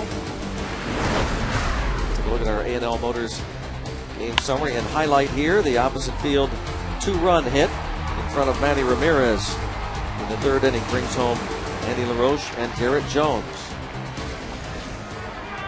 Good thing about Donnie Veal, 2 scoreless innings, but no walks. That's the best part of that outing.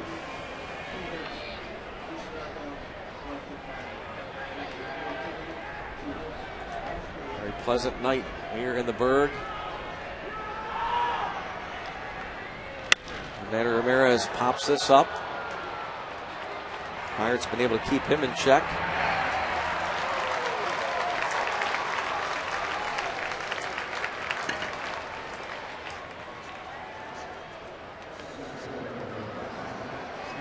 Merrill league leaders. Most runs per game since September the 11th. Dodgers 6.83 on average per game. Barrel.com, definitely worth the click. Matt Kemp has lined to short, single to right.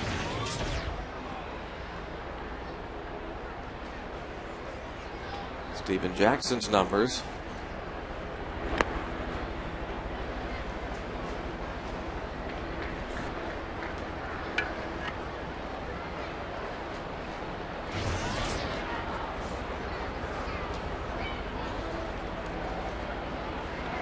One 1-0 on Matt Kemp.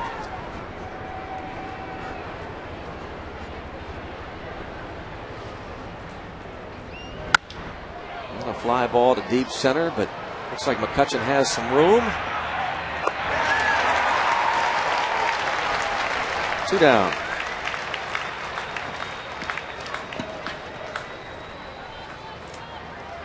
Jackson gets a couple of fly balls from Ramirez, and Kemp now faces James Loney. Phil DeMontre up in the Pirates' pen.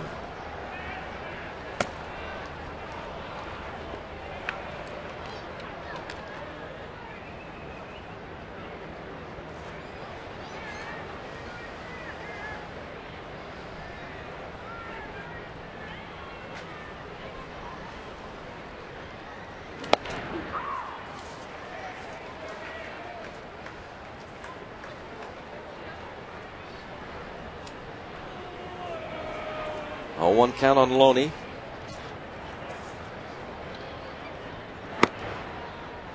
And a ball and a strike. Game 2 tomorrow night, 7:05. Paul Maholm for the Pirates against Randy Wolf. Paul Maholm bobbleheads given away tonight. Sunday afternoon, Daniel McCutchen starts for Pittsburgh against the lefty Clayton Kershaw.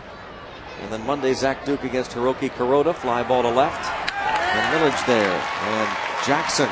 Steven Jackson has a 1-2-3, top of the 6th.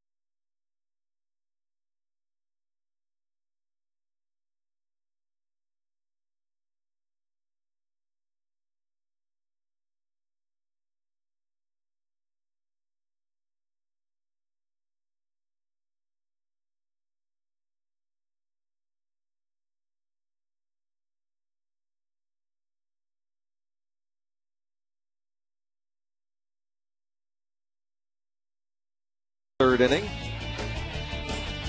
The big man going to his left, making the play. Coors Light Freeze Can brought to you by Frost Brewed Coors Light, the world's most refreshing beer.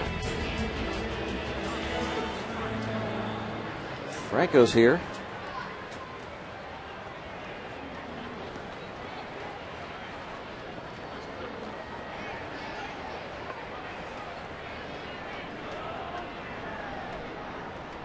Steeler Hall of Famer. Saw Franco out at Allegheny Country Club. We had a little outing for the John Hines History Center Sports Museum. Turn up Franco, some of his Steeler buddies, some of the ex-Steelers. That's Curtis Aiken next to him, by the way. The baseball cap. I thought that was Curtis Aiken.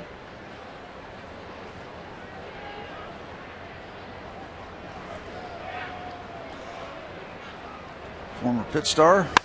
Oh, that ball lined sharply, but right at, and started to sail on Ethier. It was hit really hard by Moss, but he's retired on the liner to right. That might be the hardest hit ball of the night.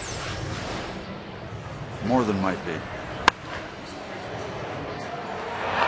That ball started taking off when it got to Ethier.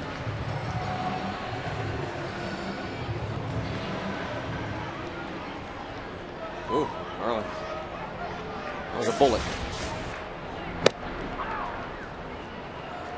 Delwyn Young has grounded out and struck out.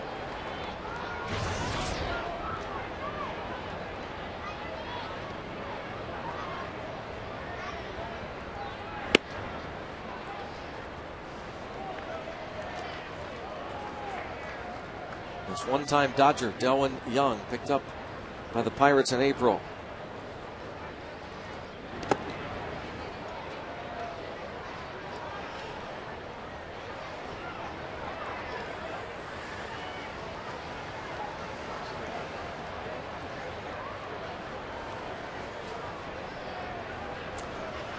Well, back to business as usual for the rest of this series. The probables with Paul Maholm, Daniel McCutchen, and Zach Duke scheduled to work the 3 remaining games of this 4-game set with Los Angeles. But tonight, you're going to see a bunch of guys for the Pirates.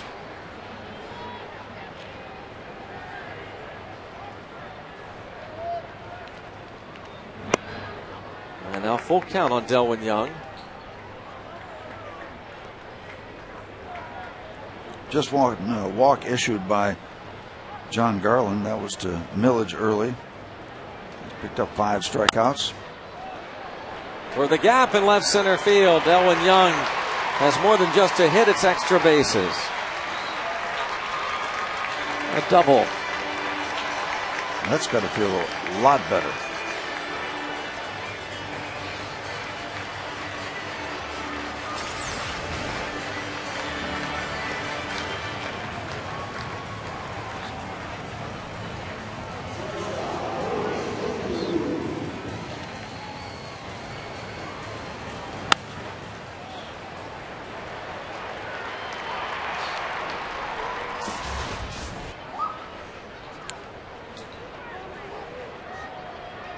Luis Cruz now.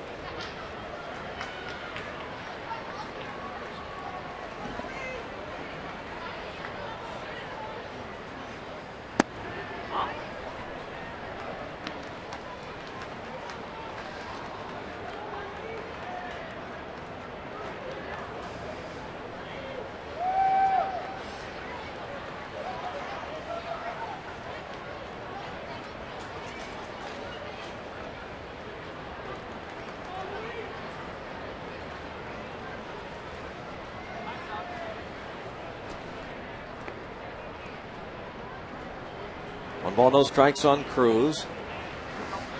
Steve Pearce comes out on deck. He would bat for Jackson.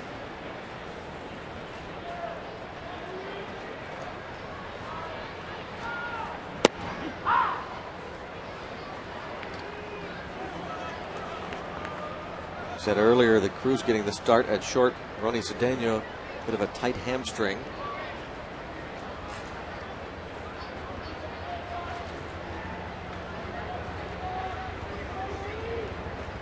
So Luis Cruz, 25-year-old from Sonora, Mexico, with the start.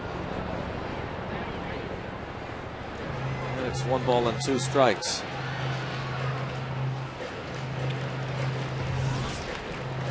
Garland has been a workhorse. No surprise that he's still out there in the 6th inning. The tidy 5th inning. And good work in the 2nd. 1, 2, 3 innings for John Garland. An All-Star in 2005 with the White Sox. And a pop-up. Shallow center.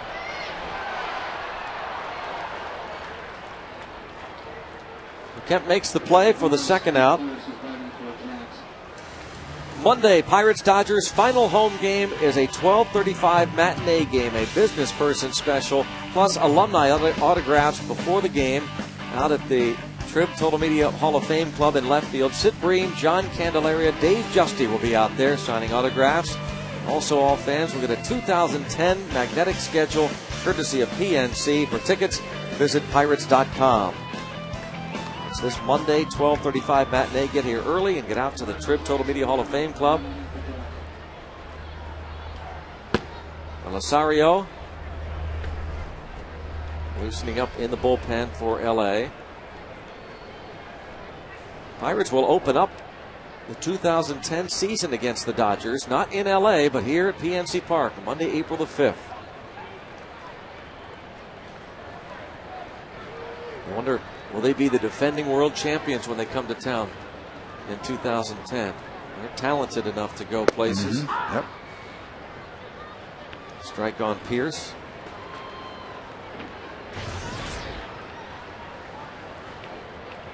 He's batting for Steven Jackson.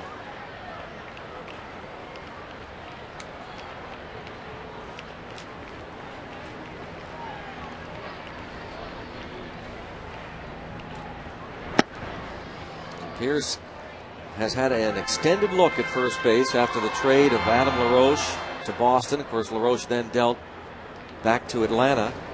Steve Pierce, this former 8th round pick 4 years ago out of Lakeland, Florida, given a bit of a break when Jeff Clement, one of the players, a catcher slash first baseman, acquired from the Seattle Mariners in the Jack Wilson deal. Clement was slated to head to the big leagues after the Indianapolis Indians season was complete, but he strained that oblique, his right side, and Pirates decided not to chance it. And 1 ball, 2 strikes, and Pierce has been really good defensively at first base, and at times flashes with the bat, but not really consistent, unfortunately for him. Just 2 hits in his last 22 at bats, and hitting only 108 in 13 games this month. 4 hits and 37 at bats. And he goes down on strikes. Garland's 6th K. Through 6, it remains 3-1 Pirates.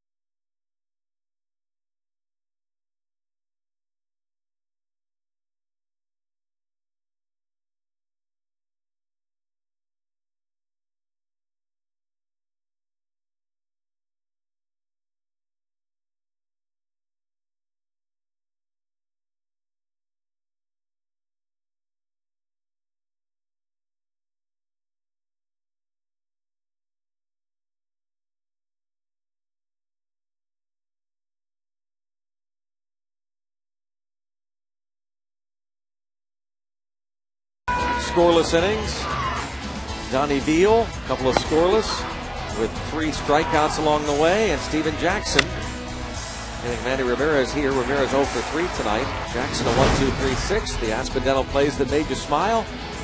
Bullpen continues to work this ball game into the 7th. Yep, knitting together a pretty nice bit of pitching. It's going to be Jesse Chavez coming on to work here in the 7th. Pirates still holding on to a 2-run lead.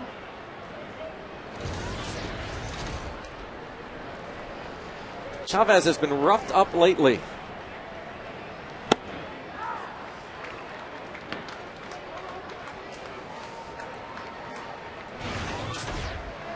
Overall numbers.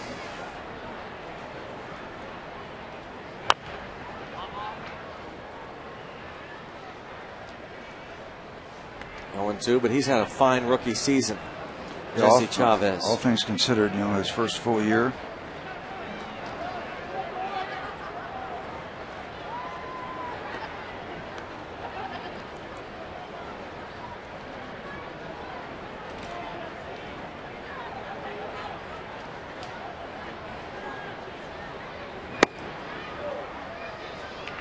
Blake DeWitt at the plate for the Dodgers here in the 7th inning, and a 3-1 Pittsburgh lead.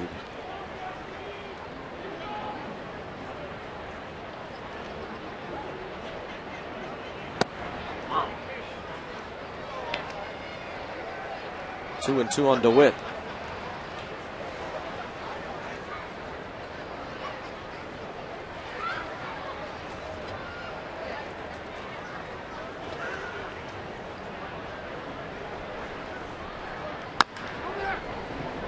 Just foul. Some people don't really think much of reliever earned run average. James McDonald loosening up. I think that those numbers can be skewed one way or the other, especially you have one bad outing, you give up a bunch of runs in one inning, then you never accumulate enough innings to really bump it back down. But if you do take any stock in it, his pre-All-Star game ERA before the break, first half 3.19. Since the All-Star break, 5.89. Wasn't there some speculation, some people wondering if he was pitching a lot? You talk about shutting pitchers down. Maybe, he's John Russell dismissed that. Yeah, that's right. Running low on the tank, but they say no. Russell was asked about it.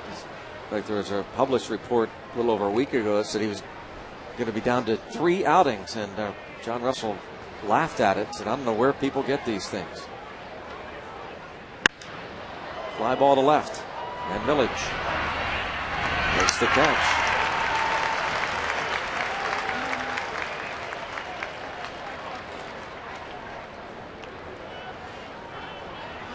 I was down in the Dodger clubhouse waiting to see Don Mattingly, and ran into the old Pirate, Manny Mota.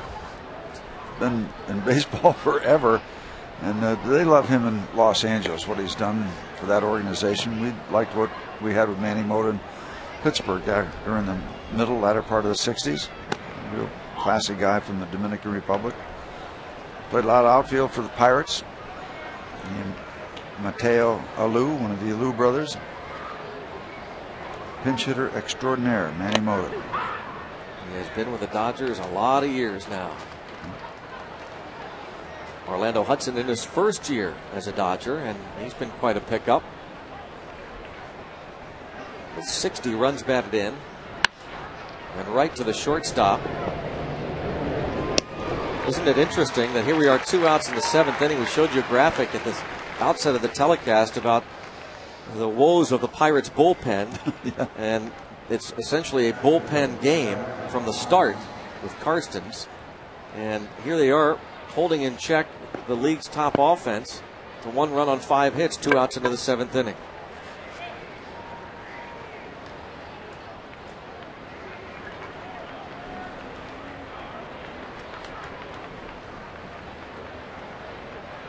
Ausmus, his hit was of the infield variety, one of just 5 hits for the Dodgers. They escaped last night in D.C. They got a win against the Washington Nationals thanks to the 8th inning home run by Rafael Furcal. And a great throw by Andre Ethier at the plate in the bottom of the 8th inning to nail Willie Harris with what would have been the tying run. And Joe Torre alluded to that, so that almost turned into a 4-hour ball game. So talking about the late arrival, some of it prompted by the time of that contest between the Dodgers and the Nationals. Well, they took 2 of 3 in D.C., winning the opener 14-2. Lost the next night 5-4 and got away with a 7-6 win last night. Their 92nd win of the year. 1 ball, 2 balls and a strike now on Ausmus.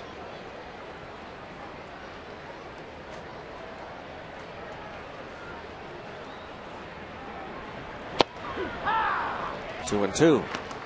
After this series, Joe Torre's club will travel back west, go to San Diego for a couple, and then finish up the regular season with 3 against the Colorado Rockies. Jim Tracy, the former Dodger skipper, the former Pirate manager, looking as though the Rockies are going to wrap up the National League wild card race. They lead by 3.5 games over Atlanta. And a base hit for Ausmus, his 2nd hit of the evening.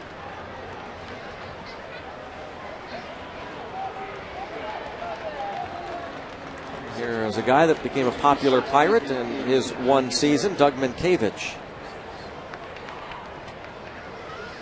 For the Dodgers, number 26, Doug Minkiewicz.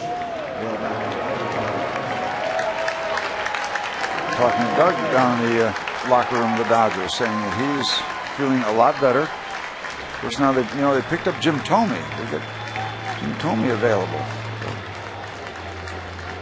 which is nice.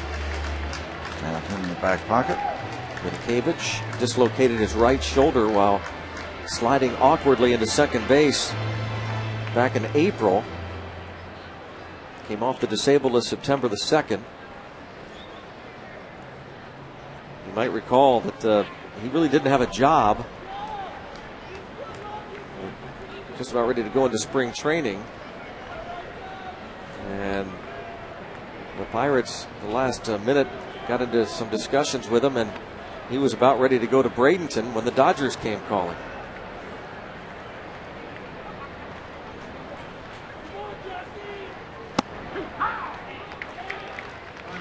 You have to believe that John Russell lobbied hard to bring Minkevich back. He and Doug Minkevich are great friends. Minkevich hit .277 last year for the Pirates. A couple of homers, drove in 30.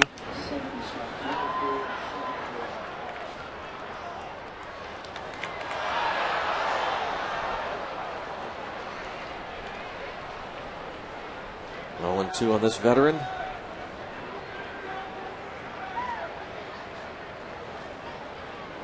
Joe Torre and he worked together with the Yankees.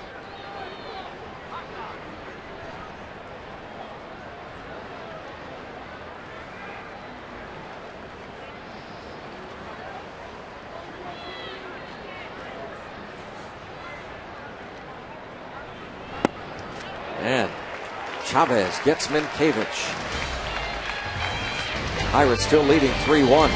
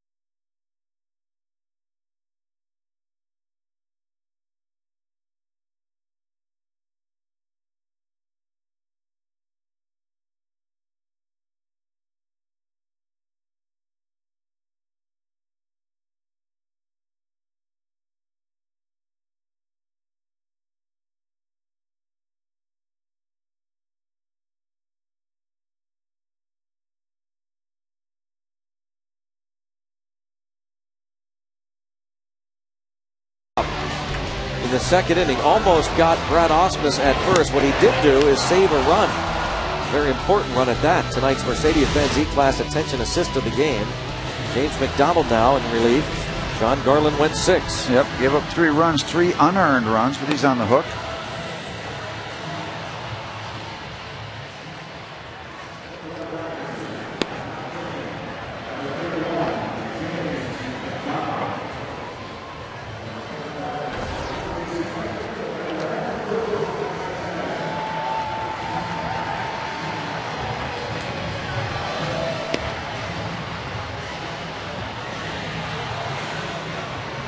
Pirates and Dodgers hit count even at 6. The Pirates leading 3-1, trying to snap a 6-game losing streak.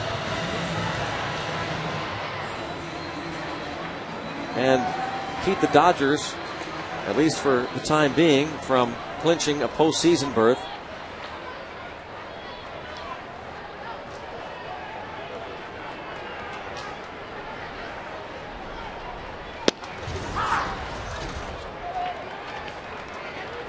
Andrew McCutchen, 1 out of 3.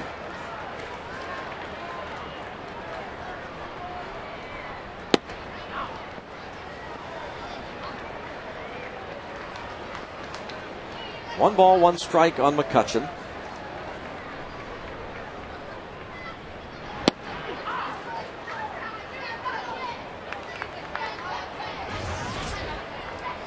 Garland gave up 6 hits. He walked a batter, struck out 6.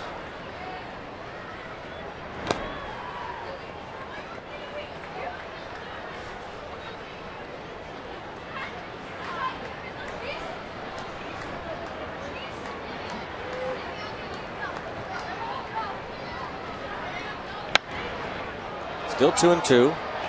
McCutchen, LaRoche, and Jones in the 7th.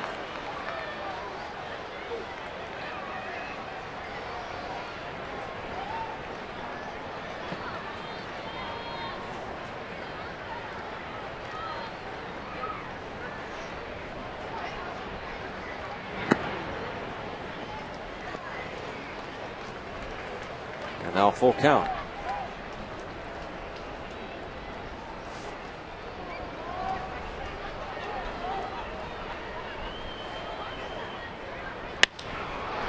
Liner to left, carries out to Manny Ramirez.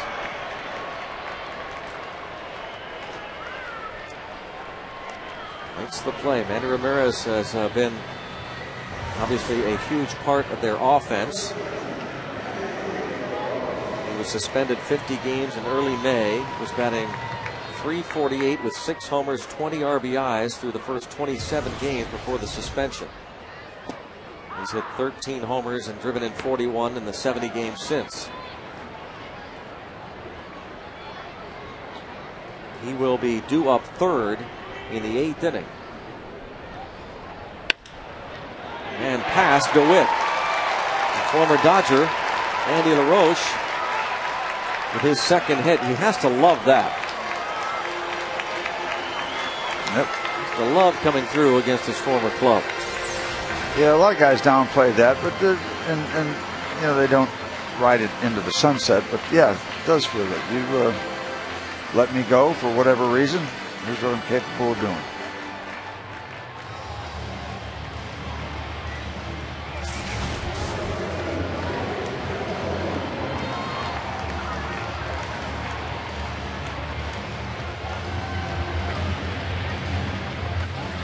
Garrett Jones to the plate. Pirates look for some insurance here in the 7th. Mr. McDonald has given up 5 home runs. In case you're thinking about that.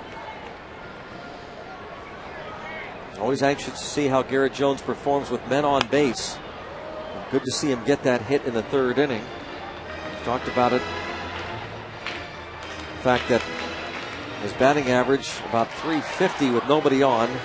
.235 with men on base. And this is updated now to the minute. .339 bases empty.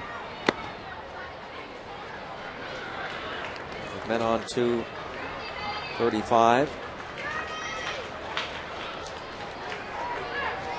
His average with men in scoring position, 167. 9 hits and 54 at bats in these situations. That's where LaRoche is in scoring position. 2-1. And you have to think, Steve, that there is something to that. I mean, maybe you should not think a whole lot about it, but at the same time, you have to think the pitchers pitch differently to him in these situations than with nobody on base. Here's an example. First base open. This guy can really hurt you. Yeah, this exact situation, yep, for sure. Then you get in the old age-old discussion. The pitchers bear down when they're in a jam. Why aren't they bearing down all the time? And it goes back and forth. But the numbers are so distinctly different that it has to come into discussion. Downstairs and fouled it off. 3-2.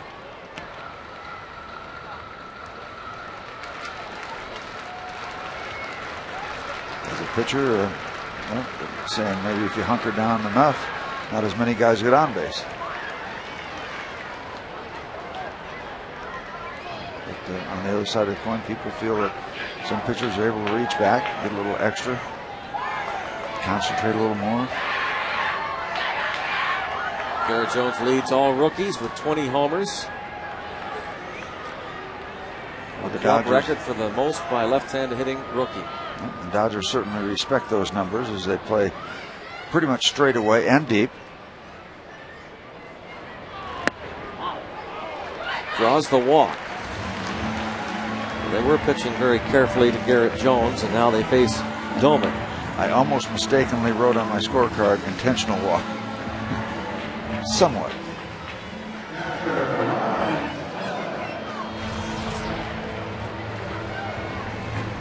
James Loney committed the error in the third inning to enable Doumit to reach. He's also flied out to right field and grounded to second.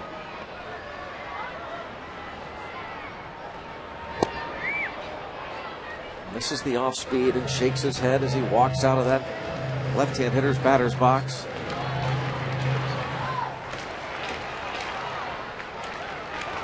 Neil Huntington believes that wrist injury has really cost Doumit in terms of production, even though he's healthy. Not 100%. Doesn't have that swing back yet. There's a curveball for a strike, and it will take an off season of rest to really have him ready and full throttle in 2010. Boy, National League pitchers love to show him a lot of soft stuff. Just show him the fastball. He'll get an occasional fastball in the strike zone, but they love to show it to him and go soft. And he goes high with it, get him to chase. Oh my! Doumit won't like that call. From up here, it didn't look like he offered at the pitch, but down there, third base umpire said yes. Third base umpire Adrian Johnson. So they get Doumit to chase that high fastball. That was that show him the fastball. If he wants to go up there and try to get it, go ahead. But if you don't, we'll come back with more soft stuff. That's been kind of the approach for Ryan, or against Ryan.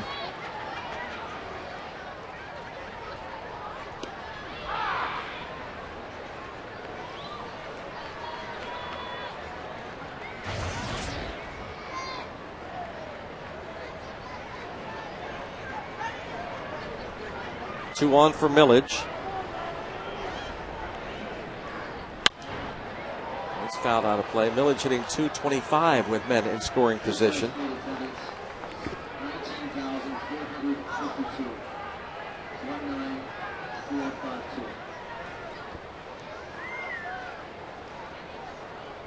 He likes PNC Park, hitting .317 here.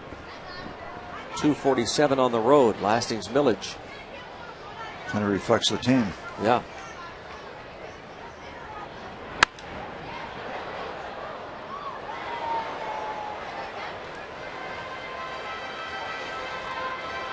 Done pretty good work in terms of getting his hits.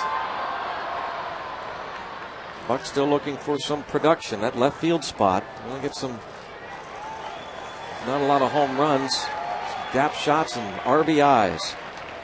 Millage with just 17 ribbies. And he goes down swinging. Back-to-back Ks for McDonald. On to the 8th. Still a 3-1 Pirates lead.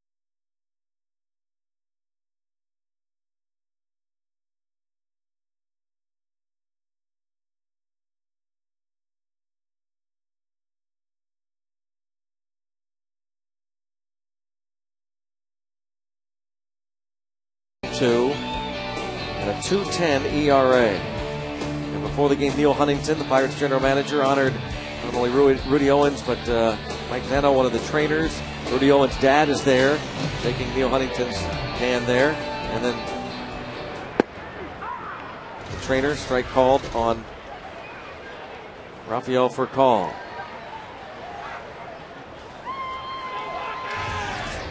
Congratulations to those that were honored before the game. Mike Zano, the athletic trainer at State College Spikes, Clearfield, Pennsylvania native. It's a great honor. Rudy Owens with those tremendous numbers that he put up this season. Gaudy. Yeah, very gaudy numbers. Rudy Owens was the 28th round pick of the Pirates 3 years ago. Out of a Chandler Community College. His father, Brian, on hand for the pregame ceremonies.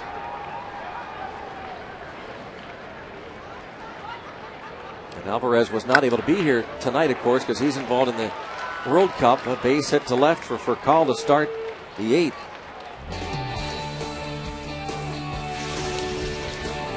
World Cup. Team USA defeats the Netherlands 8-2, and Pedro Alvarez 2 for 4. He's hit 5 homers in the World Cup. And who was named to the All-Star Futures game this year, his first professional season. I'm going to say, Steve, that we will see him in a Pirates uniform next year. Good chance, I guess. Yep. Now, will it be midsummer? I mean, could he come to spring training next year and just blow people away with that bat and just say, you know what, we got to have him now?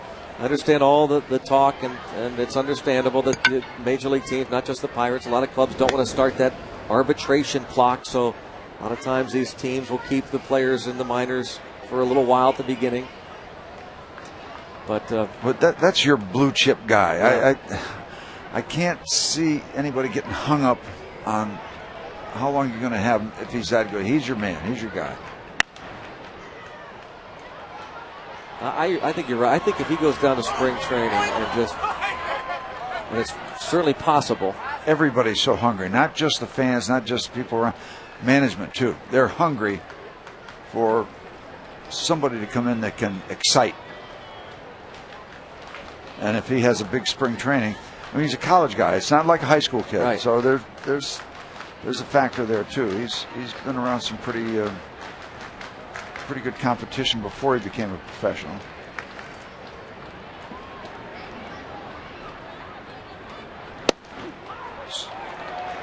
So many times decisions have been made before the players get to spring training. And a lot of times it's not admitted, but sometimes there aren't the jobs available that you might think that would result in good spring training play. Sometimes teams have already made up their mind. Nice pick. Jones on to second for 1. That's all they get as Ethier grounds to Garrett Jones.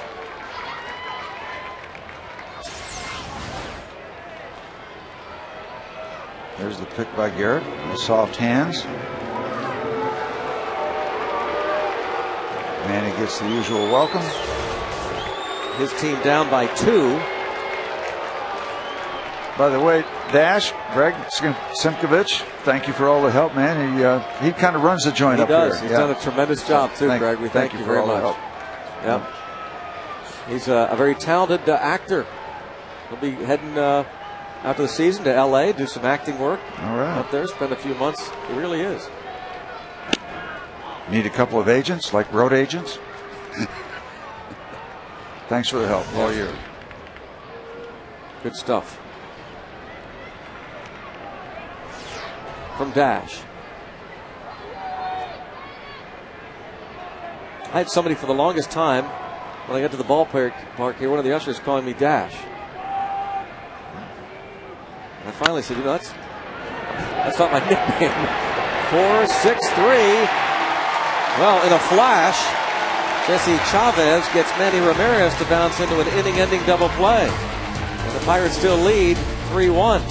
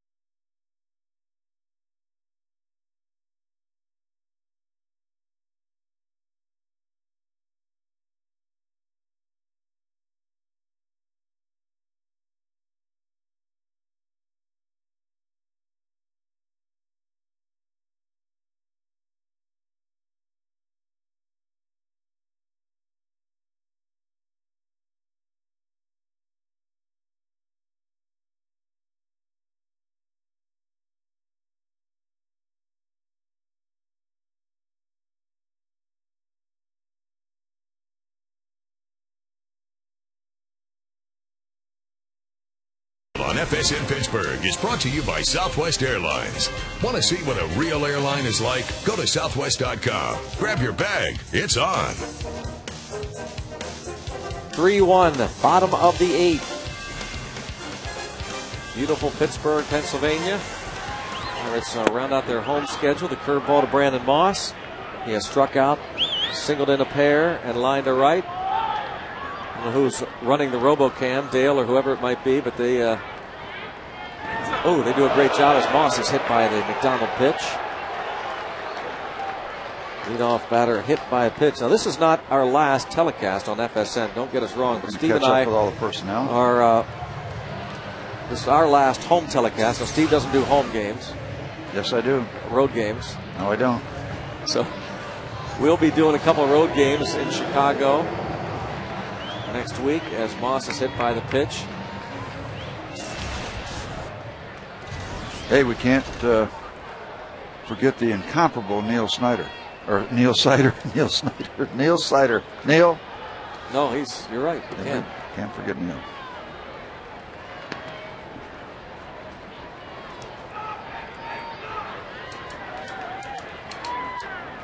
Ball one on Elwin Young.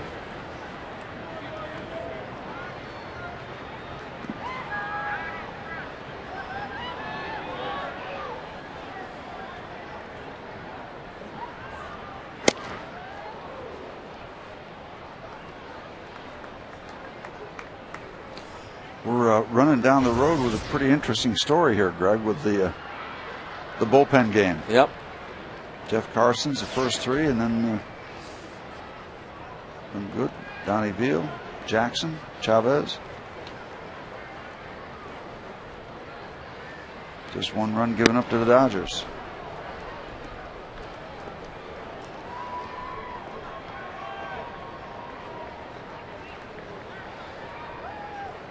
Well, you'd think it'd be down to a Caps now, wouldn't you? Is he ready? Is he just going to start going up there and loosening up? I think he's making his way up on top of the hill as we speak. Let's hope Pirates don't get a double play here. And a quick bottom of the 8th. That'll give Caps some time. The ball bounces to third. DeWitt gets the force at second. There's Caps.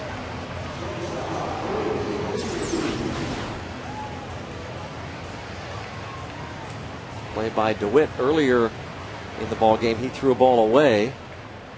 One of two errors. And it takes a little in between hop.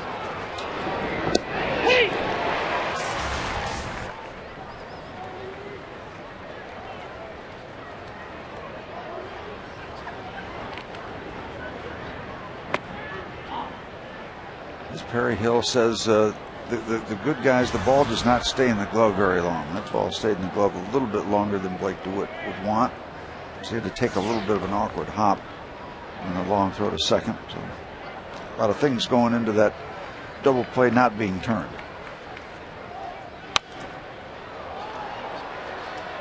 One ball, one strike. Ramon Vasquez will bat unless Cruz hits into a double play. Luis Cruz, 1 out of 3.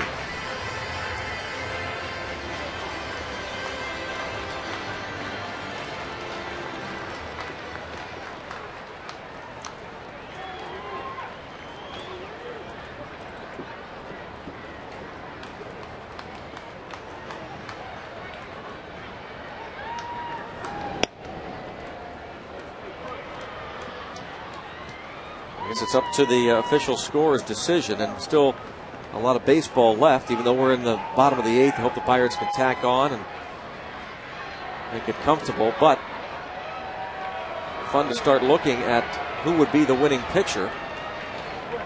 And it's more than likely going to be Donnie Veal. Be his first major league win. Well, I think, yeah, you have to lean that way. He's the only one that's gone. Well, Chavez. Chavez went 2. But you know what? You got to lean to the guy who's going to get his first W. Right in the middle of the ball game, the 4th and 5th innings. Yep. And we're told that he will, should this lead stand, we're told now that he will get the win. That would be quite a night for Donnie Veal. Yep. Got to save the scorecard then. Send it down to him. Keep the scorecard for his first major league win. Let's hope it happens.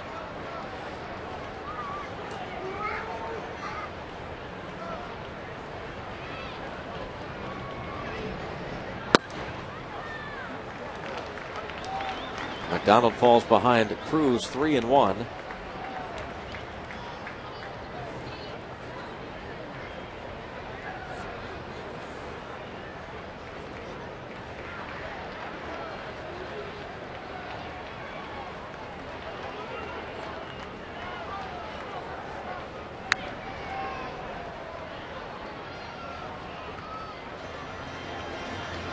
Full count. I see some flashing lights still going on across the river, so I don't know if everybody's departed yet or not. But should be wrapping up, but I'm sure some, including the foreign minister of Japan, is still. We know he's in town. He was throughout the first pitch. I'm sure some dignitaries remain of the G20. Prime Minister of Japan throughout the ceremonial first pitch.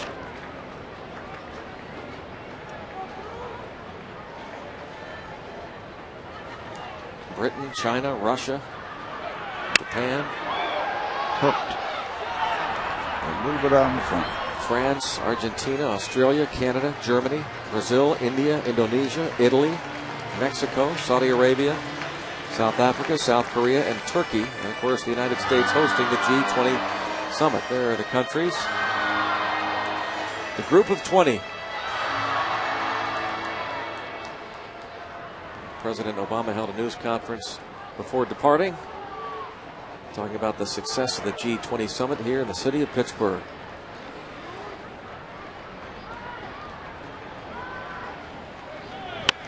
You'd have to say everybody did a great job. Yep.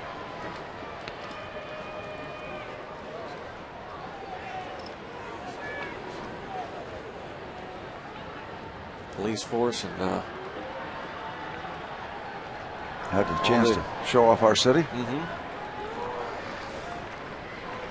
As I said, I got a chance to watch one demonstration, the big one that marched across the 7th Street Bridge.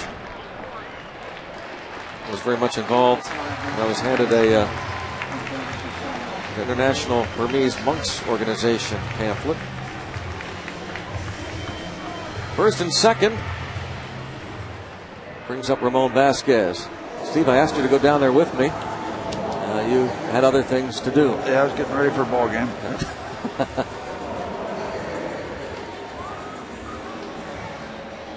2-1 and 1 out for Vasquez, and Joe Torre looks like he's wanting to make a pitching change here with the left-hand hitter Vasquez coming to the plate. We'll get the ball from McDonald, and we'll see the lefty coming on. The Columbia Gas 8-1-1 call to the pen coming up. Scott Albert will be the new pitcher when we return here to Pittsburgh.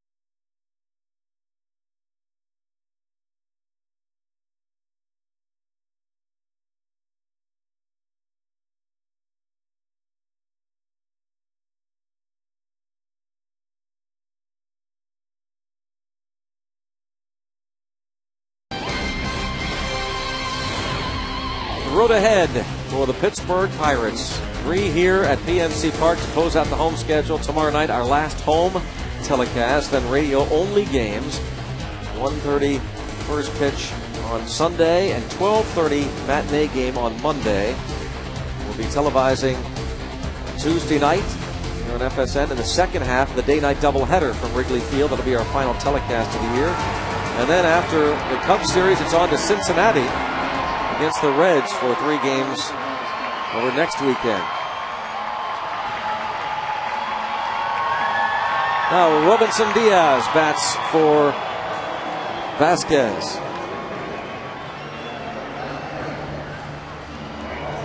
The old bait and switch. Send Vasquez up there, they make the pitching change and bring Diaz. And Vasquez bothered by that sore knee. You have to figure that this is exactly the matchup that John Russell wanted all along. Diaz taps it. Albert records that out.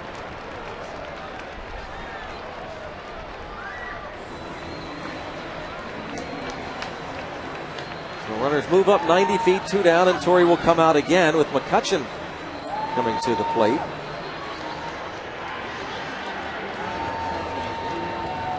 It's another Columbia Gas 8-1-1 call to the pen. Pirates leading it 3-1 and look for a hit from McCutchen to get those 2 insurance runs home.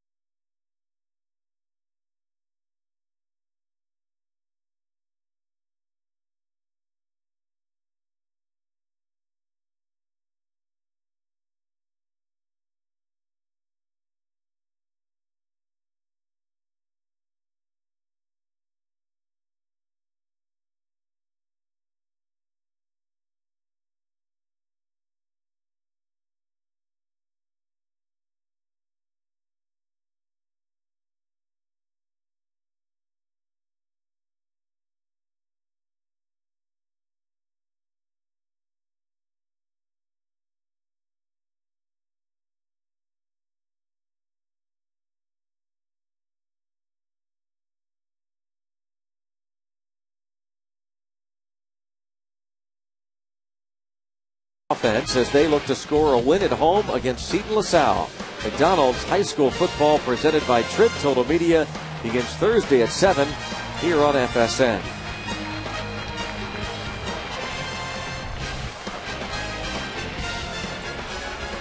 Pirates leading the Dodgers 3-1. Ronald Belisario now facing Andrew McCutchen.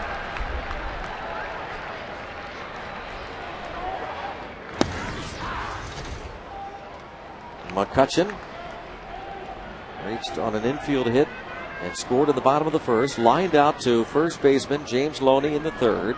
Bounced out to the second baseman Orlando Hudson in the fourth, and then lined out to left his last time up.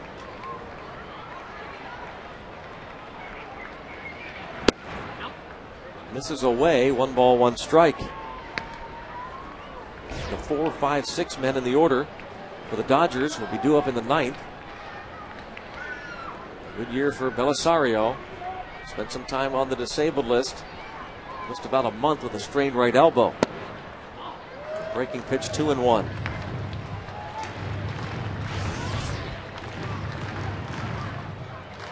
One base hit for Andrew. Hit the ball well a couple other times. Line drives to first baseman Loney and then out to left to Manny Ramirez.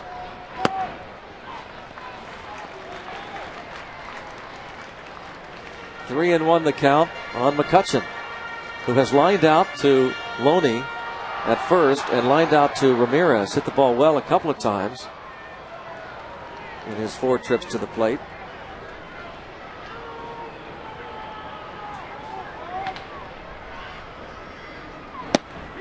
And a strike, it's 3-2.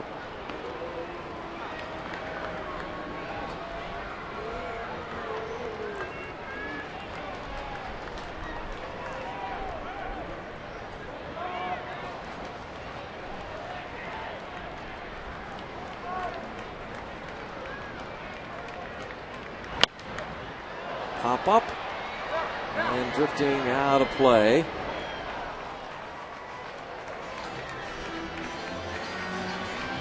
Three and 2. See what kind of pitch McCutchen gets with first base open, 2 outs. And Andy LaRoche on deck. Andy LaRoche has 2 hits tonight.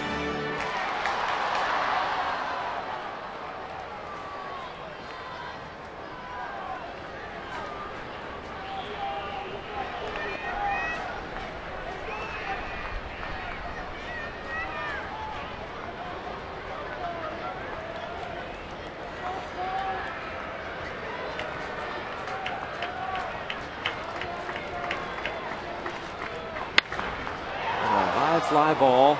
Center fielder Kemp going to give way to Ramirez. Oh, Ramirez makes the play. It sounded as though Kemp might have been calling for it at the last moment, but Manny Ramirez makes the catch. And it remains a 3-1 Pirates lead as we head to the 9th inning at PNC Park.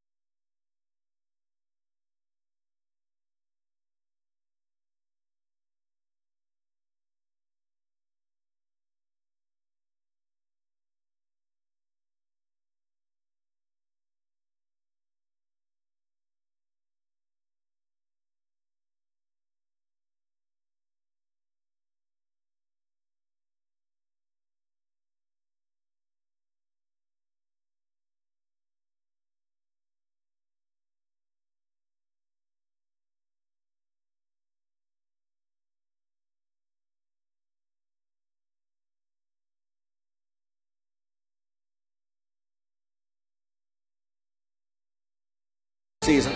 Right elbow surgery. John Lester was hit on the right knee by line drive. X-rays were negative. He's day-to-day. That's a great relief to the Red Sox. Cardinals can clinch the division with a win. They're trailing the Rockies 1-0 in the 7th. And Doc Halladay, Major League leading 8th complete game. Blue Jays beat the Mariners 5-0. Also see that Derek Lee of the Cubs was hurt. A celebration, and their come from behind 9th inning win last night over the Giants. He was roughed up by reliever Angel Guzman, slapped on the side of the helmet, and he's had neck spasms. Those Cubbies, huh? A Joe Kerrigan jersey, how about that? Why should Derek Lee be left out of the injury program for the Cubs? Matt Capps trying to save it for Donnie Veal.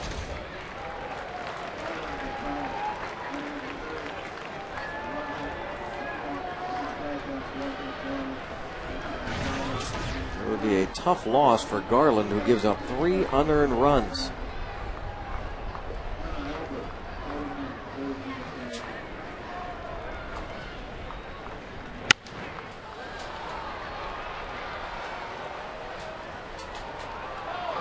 Two count. Dodgers fans. The Vin Scully jersey. So, the Dodgers need a couple of base runners here.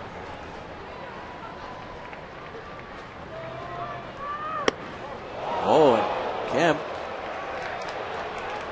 takes a seat as Capps comes up and in.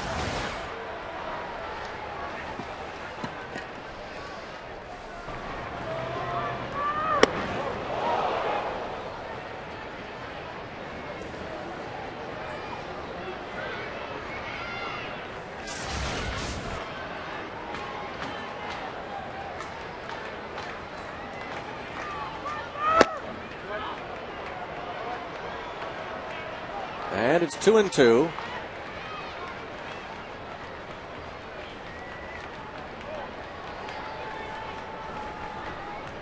Matt, an outstanding basketball player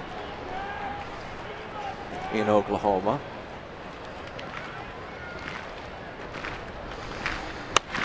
And it's still 2-2. I'm just going to lay out because it doesn't work with a color man. That's right. Now I know how it feels.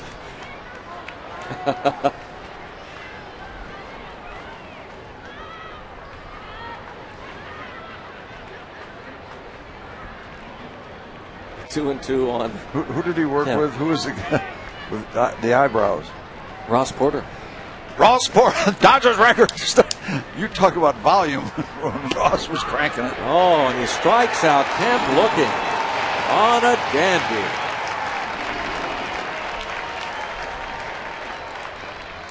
One away. Visit the official online shop of the Pittsburgh Pirates at pirates.com.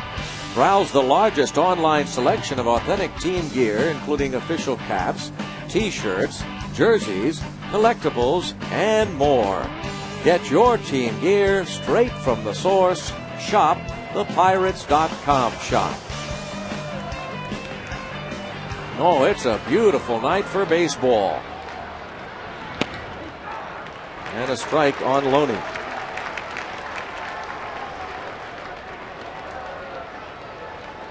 You have heard the announcement outside Dodger Stadium, haven't you? They've got Vin Scully on the recording throughout the ballpark, welcoming fans into Dodger Stadium. We welcome the greatest fans in the world into the greatest ballpark in the country. This ball fouled off. 0-2. A reminder, when you enter Dodger Stadium, please do not bring any bottles, weapons, or beach balls. Nice. Weapons or beach balls.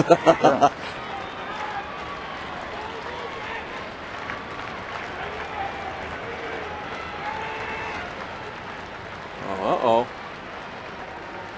Dodger fan there. 1-2 the count on James Loney. He flied to right, struck out looking, and flied to left. Matt Capps trying to save it for Donnie Veal. Donnie Veal trying to get his first major league win.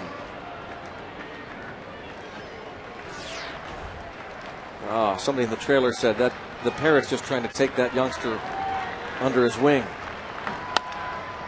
4-3, 2 down. The Pirates got to get to work. It has been a while, has it not, since we were able to raise the skull and crossbones. Is it ever? Here at PNC Park, they've got the flagpole above the green monster. And every time the Pirates win, they raise that Jolly Roger flag. There's that. It's been very quiet, that empty flagpole. Right there. You'll see after every Pirates win, they'll quickly, after the last out, raise the Jolly Roger. And Parrott trying to get the fans to stand and maybe coax this last out of Capps and get the W and end the 6-game losing streak. And there's a strike on Blake DeWitt. All it took was big-time representatives from 20 countries to get it done. Yep. Let's have him back tomorrow night. Oh, good-looking pitch there, 0-2. 0-2. Just can't help ourselves.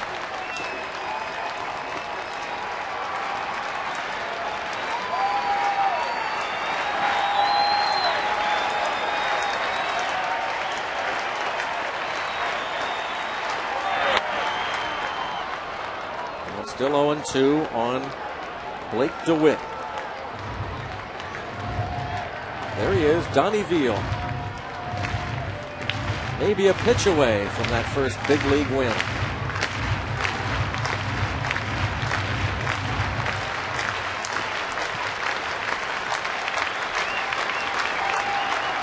Capps looking for his 26th save.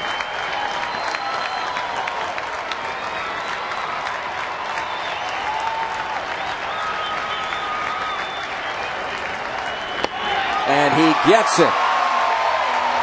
You can raise the Jolly Roger and give Donnie Veal his first major league win, a game that belongs to the bullpen.